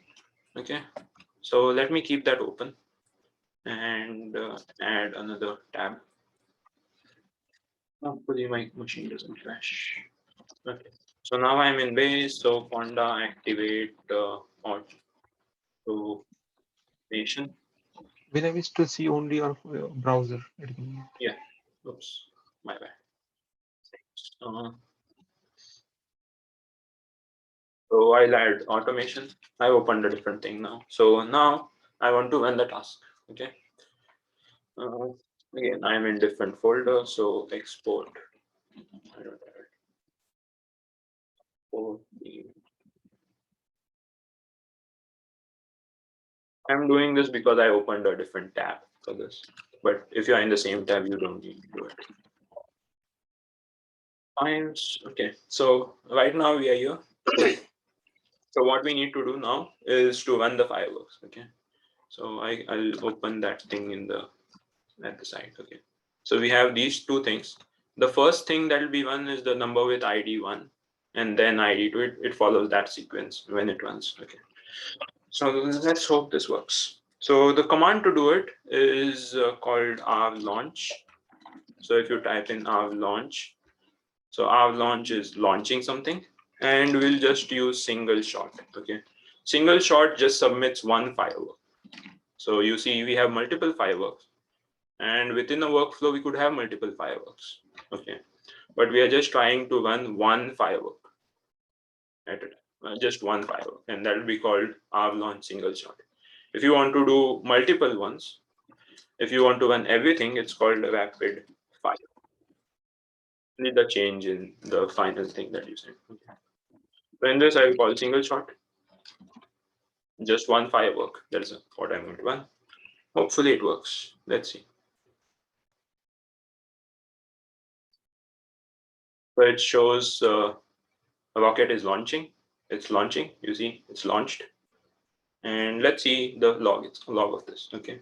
So when you start it, it is connecting to the host or IP, and that is now connecting to the thing that we had, right? The launch pad. And now it sees that there was one workflow which was ready to run. And let me refresh this once. Oops. Ran that first. Strange. Anyway, so somehow it saw that. Okay, so it took it picked up one of the firework from there, and it started the task. And task that was started was this task, as I pointed out earlier. It needs file, task, and optimize. Now that I have exported that thing and everything is in the path, it started running this. And once it ran, if there's an error, it'll give you an error. But now it says task completed, and this is when it was completed, and everything is in here. So if I look at this, it has created these files. It always creates those files. This is from the PyCF part, not from your workflow. Your firework generates this wf.json. We not too much interesting stuff in there, but I can just show you what is in there. So it is the same thing that you see back in on the machine. So I can show you that part so that it is more understandable. So when you look at this firework, it is now completed. One is completed. So if you look into that, you'll see details about the launch. So where it was launched, the IP of the machine, the host name, the launch directory. You'll get all that information where it was run. It also shows you the runtime in seconds and checkpoints and other things that you had done. If it fails, it'll show it failed. So let me show you a failed job. Okay. So to do that, I'll just open another tab and close this tab. I'll open another tab. This is just to demonstrate what a failed job looks like. Okay. You saw what a completed job looks like. Now I don't export it. Last time I exported the Python path. These record, hopefully it is recording, and the recording will be made available on YouTube. So you can just follow that up. So what I'm showing you what a failed task looks like. Over here, I did not export the Python path. So now let me activate automation. Activation is done. So now if I run that, I've launched single shot. If I do this, I expect failure because I don't know what files that thing is, right? So if I do that, it gave me module files not found error. But now let's see what the fireworks looks like again. There should be an error on this part too, saying that it failed.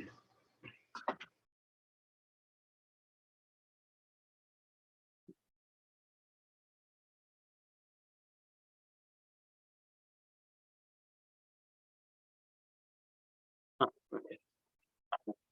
So it went into reserve mode because LPAD itself failed. Okay. So yeah, sometimes you see this thing fizzled, and you can restart it if you want and do some stuff. And if you want to restart something, so if you look at LPAD, And help. So if you want to restart something, there are commands to do that in here. So run firework, you can run that, pause, do whatever you want with those fireworks. So if you want more information on that, you can just use diffuse and then do stuff with that.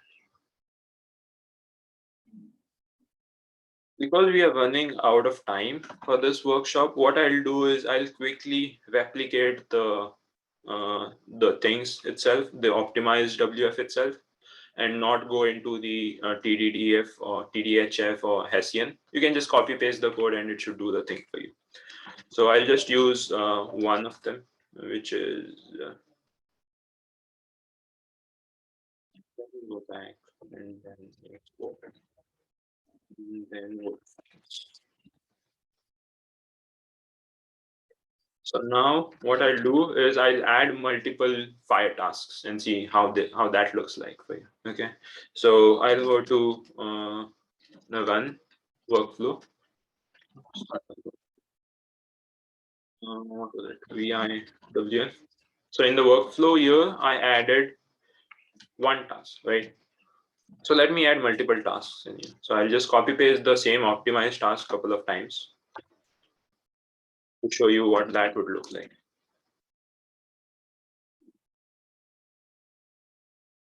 Okay, optimize. Here what I'm doing is I have one firework and I have multiple fire tasks. So each one of them is going to run one after the other. Okay, all of that will be in a serial one. So there is no parallelization within firework. So everything will be serialized. But if you want parallelization, you need to have multiple fireworks. So over here, this is serialization. Let me show you this example. Okay, and once this is done, let me add it. So Python, what was it? Python 1. Hope it works. Okay. So now if I go back to this and refresh it, you'll still see one firework added, right? But within that firework, if I go inside, you see 3 tasks running in there. So if I execute this, there'll be 3 tasks that will be run within this. And yeah, and none of them will be parallelized. Each task within itself can be parallelized. If you're using MPI or something, this can be parallelized, this can be parallelized, but not parallelization like that. I mean, all 3 tasks will not run simultaneously, if that makes sense. This is one way of doing it. The other way is, let me do something like this. If I have workflow.py, instead of having multiple tasks inside this, let me have multiple tasks like this. So I'll repeat the fireworks itself now.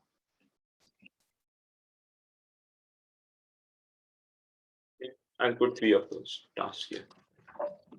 And then again, in this case, I added 3 of them together like this. I've added 3 fireworks. Earlier, there were 3 fire tasks. Now there are 3 fireworks within the workflow. And since this is done, and now Python run workflow.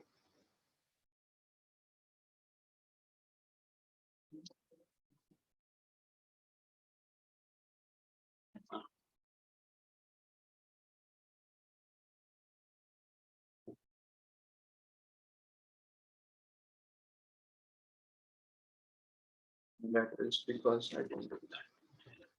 Let me do something else.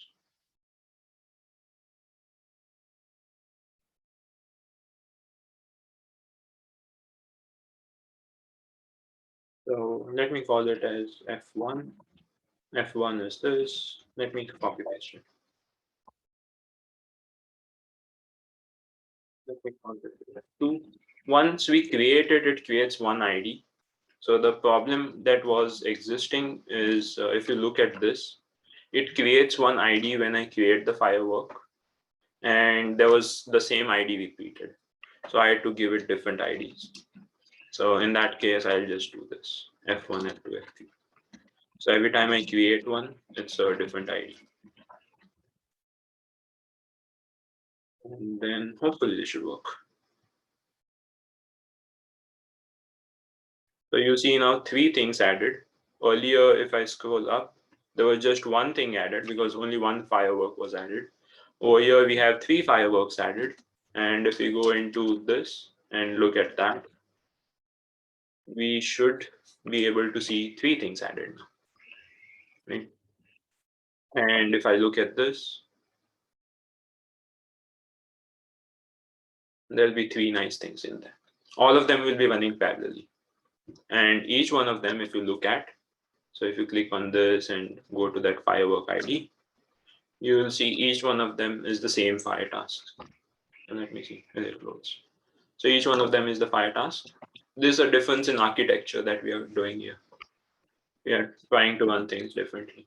And if you want one job to run after the other job, what we could do is we'll do something like this. Oops, I don't want to run that. Okay. So suppose I want F1 to run first and then F2 and F3 to run if F1 is successful. In that case, I can call something called parent. Parents S, I think, F1. Let me just make 1 as F1. So this will run only F1, F2 is going to be run only when F1 is completed. But F3 can run, F1 and F3 can run simultaneously. Parents or parent. I think it was parent. I'm not sure what that command was, but let's see whether it works. If it complains, we'll change it. If parent is not valid. The parents and then okay. So if I say parents and list of parents, it will only run after that. It works. Okay. So now let's go back to this and see how the things changed. Okay. So in this, you see all of them are with blue color, which means ready. And all of them can run simultaneously. If you look back at this architecture that we generated. Okay. And if we look into this one, the new one that we created, you'll see a very nice pattern, which is 2 things will be at a level and you'll see a bar like this, which is connecting them. You see this? So this is the first one that is going to run. And if this passes, you're going to run this one, while these 2 can run simultaneously. So you can try around with different architectures and how you're going to run. And all of this depends on your requirement. And if you have something like this, it is very easy to rerun one of them because each one of them has just 1 task. But if we were to do something like this one, wherein it was this one, right? So this one had multiple fire tasks within it. So it's very difficult to run 1 task within a firework, if that makes sense. So if you want to run this, suppose there are 3 tasks in this, 1, 2, 3. If the second one failed, the first one passed. Starting the third one is very difficult. Okay, because your entire thing will fail. But if all of these 3 were different fireworks and one of them failed, the other one would still succeed, or you could control it easily. So this depends on architecture, what you want to use. And if you have any questions, you can ask me now. And yeah, I showed you how to run them. And let me try if that works. So let's see. So if I do avalanche rapid fire, so this should continuously run everything. Okay, let's see. if it works. Okay. So it is running one, it'll be completed, and then the second one is running. And if you're running on HPC, you can do something like this depending on your wall time. So you see everything is being run in here. So this is all about automation. I think I hope this was helpful in automating jobs. And all you need to do is write a Python script to run whatever you want to run. And this does not depend on what you want to use. It's not limited to PySCF. You can use many other things. So if I go back to this and refresh it, you'll see all of them will be in green because all of them ran successfully except this one.